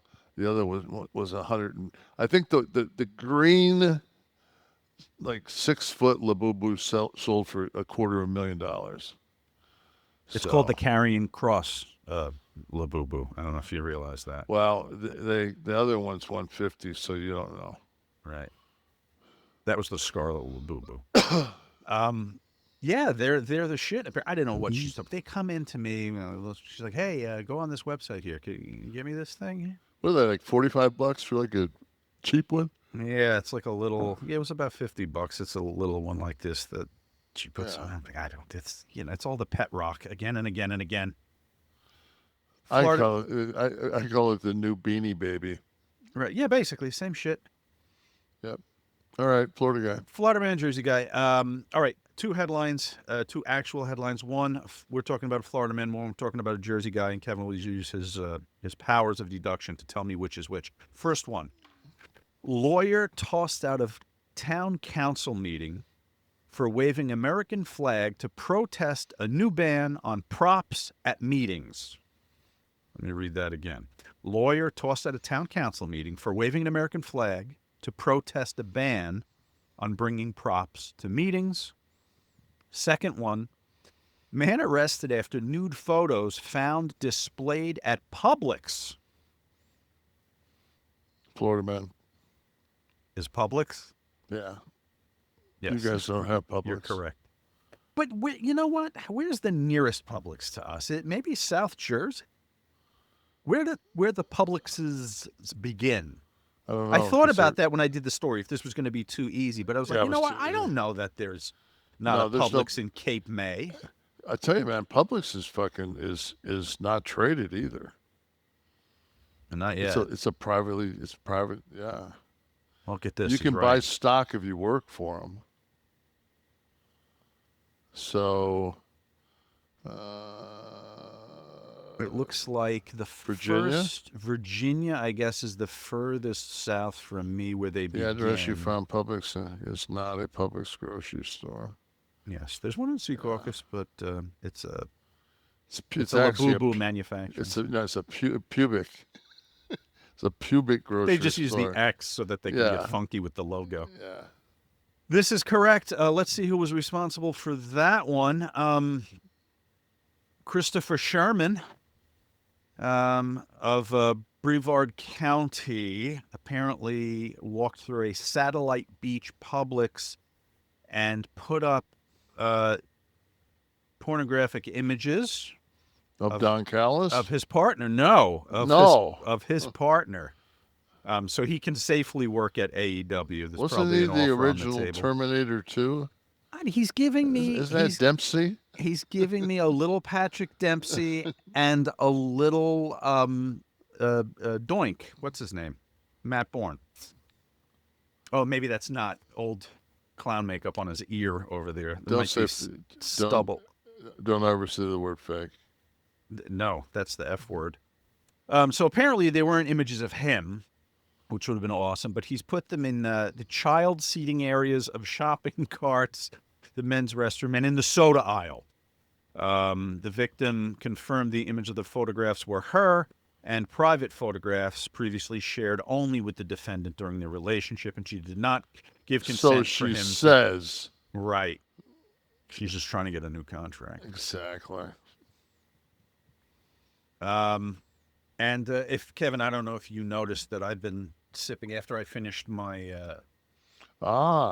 Yes, after I finished my drip drop, I Little of the cracked open a Kev's Key Lime, is what I'm having right here from our friends at Get Blitzed. The Lit Aid mixer that I'm drinking, which is pre-mixed.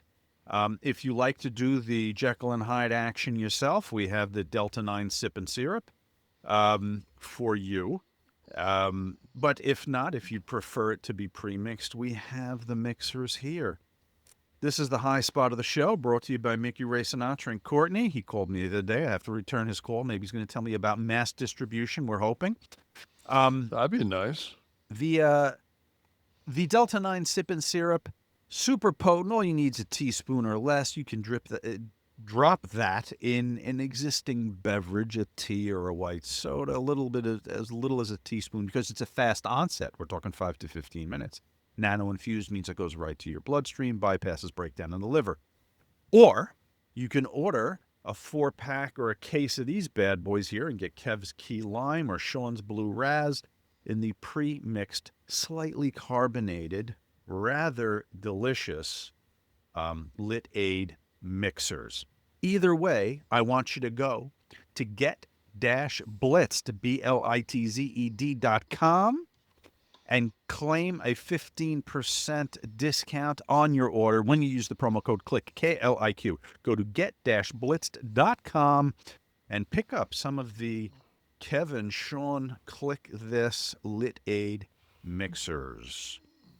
Thank you so much. Get blitzed. All right, guys, welcome back. Kliq This, the Kevin Nash podcast. Guys and gals, we have a strong showing of females in our 11 Soft Club, Kev. We may want to vary the name. We have Tal in Israel always reaches out. We have Jen Vargo. We have Britt. Maybe we should call it something else. Can you be 11 Soft and be a female? I don't know. Anyway. Either way, I think you can be a female or a male and appreciate 11 Soft. That's true, right? And imagine what a little BLUECHEW would do to an 11 Soft. All right, guys, we enter the room dick first. Why not have a good showing upon arrival? All right, everyone knows BLUECHEW by now. They are the world's favorite and original brand offering chewable tablets for better sex. Stronger, harder, longer lasting. You know what I'm talking about? Good. Had someone pop up on the socials. If I could find him real quick, I'll give him a shout. He made the purchase, and his girlfriend is a big fan. Let me see. Was this Ryan from the gym? Yeah, Ryan from the gym on Twitter said something about this BLUECHEW unleashed the freak in her for real. I want details and possibly video, Ryan. I'm just saying. BLUECHEW is what we're talking about, guys. You could take it anytime, day or night. Just get it in the system so you're ready to rock and roll when the opportunity arises. Okay? It's not just about performance. It's about legacy or third legacy. All right? Give your partner something to talk about. And listen, not so bad of a ride for yourself, brother. And we've got a special deal, as always, for the listeners from our oldest and most strident advertiser. You're going to get your first month of BLUECHEW free, okay, if you use the promo code NASH, okay? At checkout, pay $5 for shipping. That's it. Join BLUECHEW's mission to upgrade humanity one thrust at a time. Head to BLUECHEW.com for details and important safety info. Big thanks to Big BLUECHEW for making our podcast big. All right, Kevin. Ask Nash. It is time. Hashtag Ask Nash is how you get to Kev. Let's have some live audience questions from our 11 Soft members like Ace Ramon. Do you have any cool or funny stories about toking up with Hogan? Hogan liked the marijuana. Hogan loved the marijuana. Yeah, but I mean, I think the first time I smoked with him was probably, I mean, that was kind of classic. Because you're sitting there, you know, passing a joint back and forth, and it's like, you know, like you're at that point of having a relationship with the guy where you're getting stoned. Right. You know, it's just like, it's almost like, fuck, man, I'm getting stoned with Hulk. Yeah, I've arrived. Yeah, like, fuck, yeah, sweet.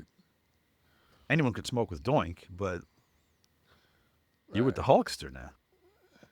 That shit wasn't fake. All right, who's next? Hybrid. Do you watch LFG? I don't like the husband-wife couch duo. I think it takes away from the show. What's LFG? There's your answer. Steve, what is LFG? A log It's hole. It's that WWE show that has like Bully Ray and Undertaker. Oh, no, and I don't it's watch like that. where don't they're watch that. coaching prospective wrestlers coming up. No, thank you. What? This is on the network? On the It's on the A&E.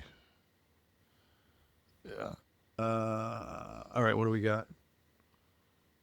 Liette Belanger. Hello, Shawn. Excuse my English, but these translated from French last week's question. Oh, that's right. I had a little issue with trying to read it.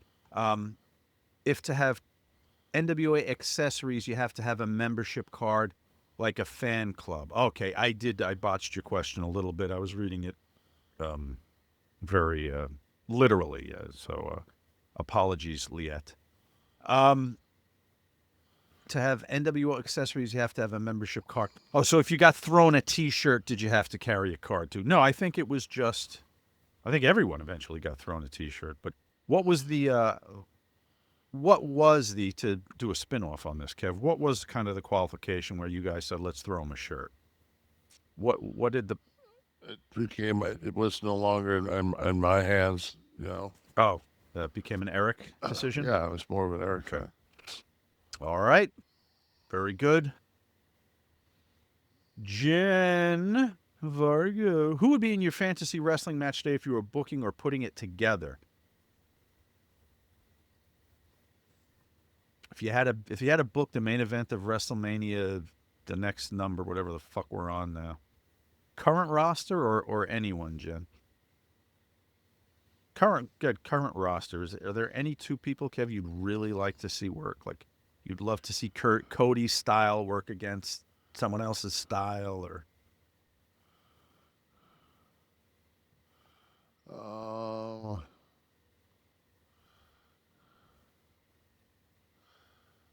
I haven't seen Balor wrestle Cody in a while. I'd like to watch that. I think Finn Cody. All right. Finn Cody I would like to see that match. Very good. All right. But I want to see him as the Demon. Okay. Yes. I haven't seen that. That makes all the difference. Fuck yeah, man. I'm booking. You got the pencil. Oh. The Insane Clown Posse book's coming out, and we wanted to do 2 commercials for it. One kind of serious, and then another one, because the book is called Unaccepted, how everyone didn't accept them in music or wrestling, where wrestlers just make little cameos, like kind of shooting on them. And so Jay was like, write some insulting shit for wrestlers to say to me. And my favorite was, JCW, if Violent J is holding a pencil, it's only because he couldn't find a fork. Next question. Feel free not to pop for that. Ivan's True Family Stories. What is your opinion on Howard Stern being let go by SiriusXM? Howard has always been a big wrestling fan, and the Iron Sheik would say the wildest shit on there. Well, first of all, was Howard a wrestling fan? I mean, he did have wrestlers on.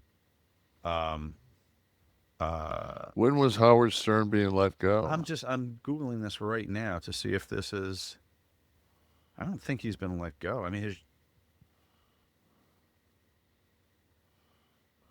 okay, here's Hollywood Reporter saying a promo running on the satellite radio giant is leaning into the chaos of the Stern Show's quote-unquote cancellation and teasing that the host himself will reveal all on September 2nd.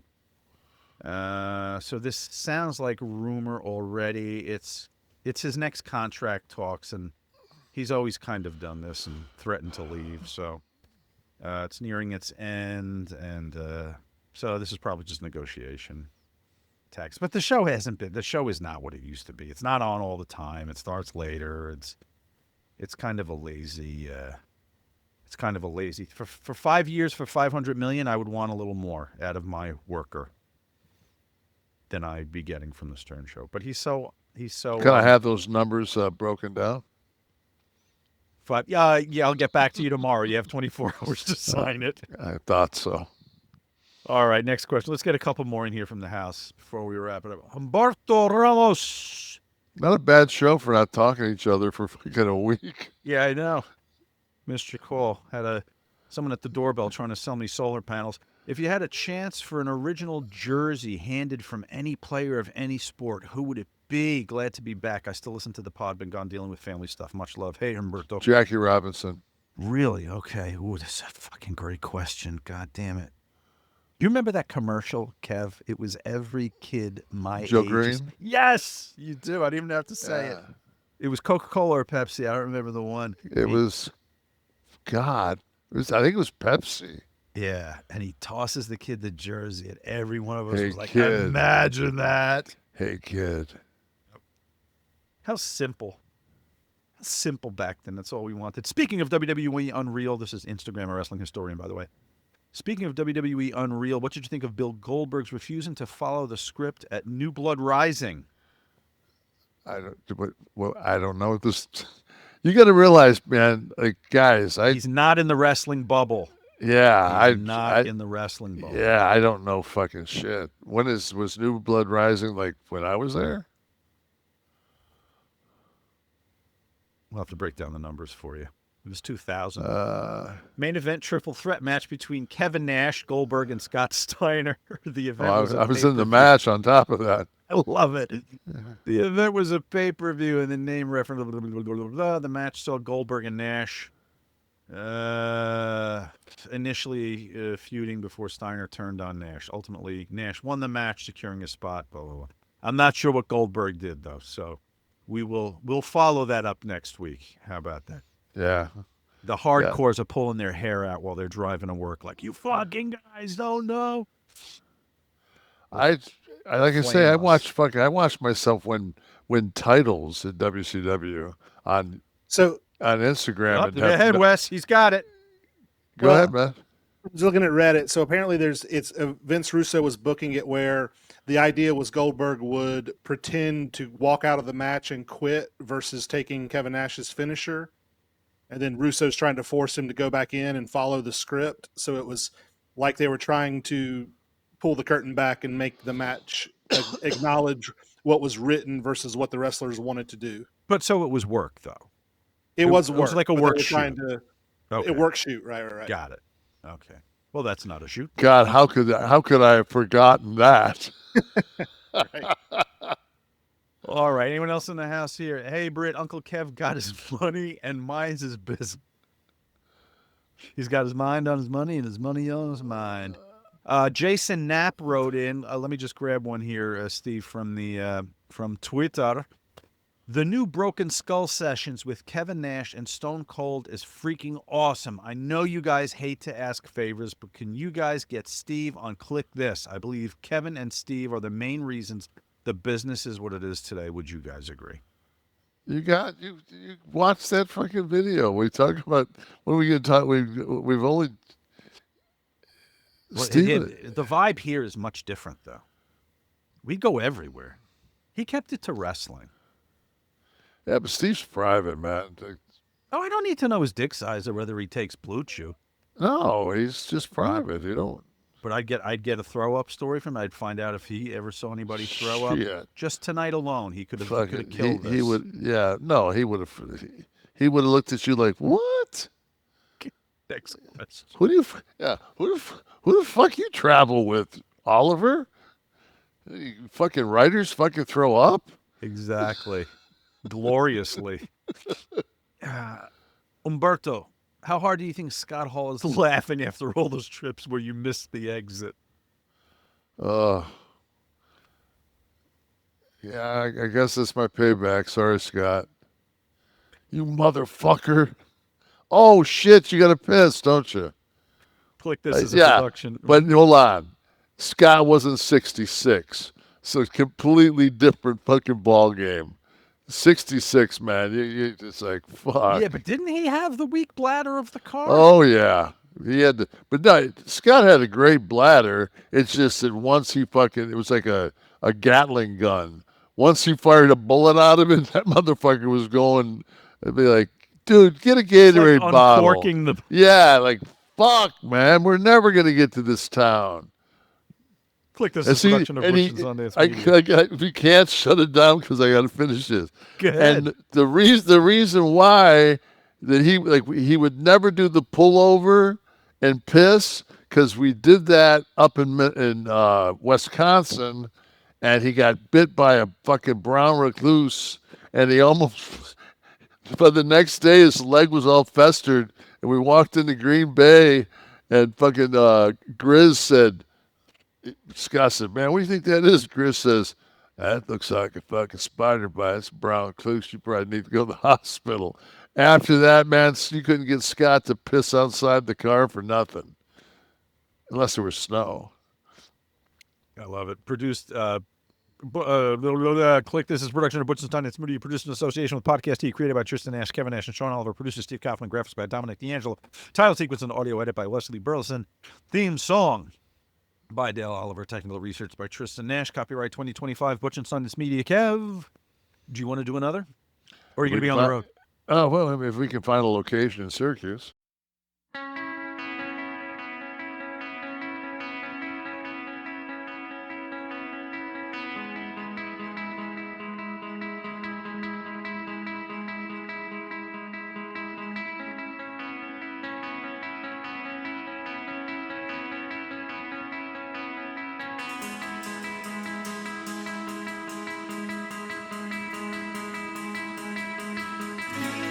Let us free to fade away into eternity.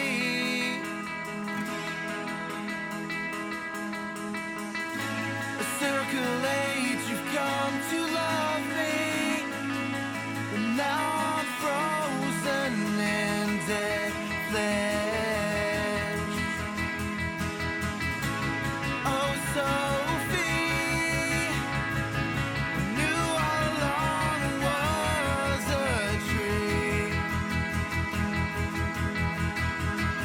but the customer service never answers the thing.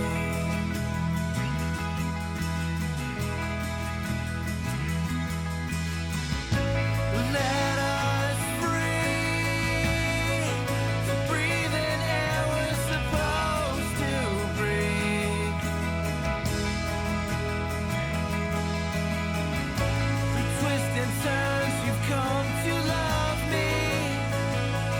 Now I'm cold, I'm frozen.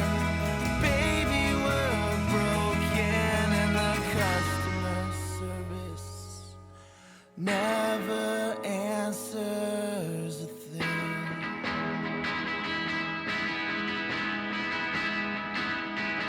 Yeah, the customer service never answers a thing.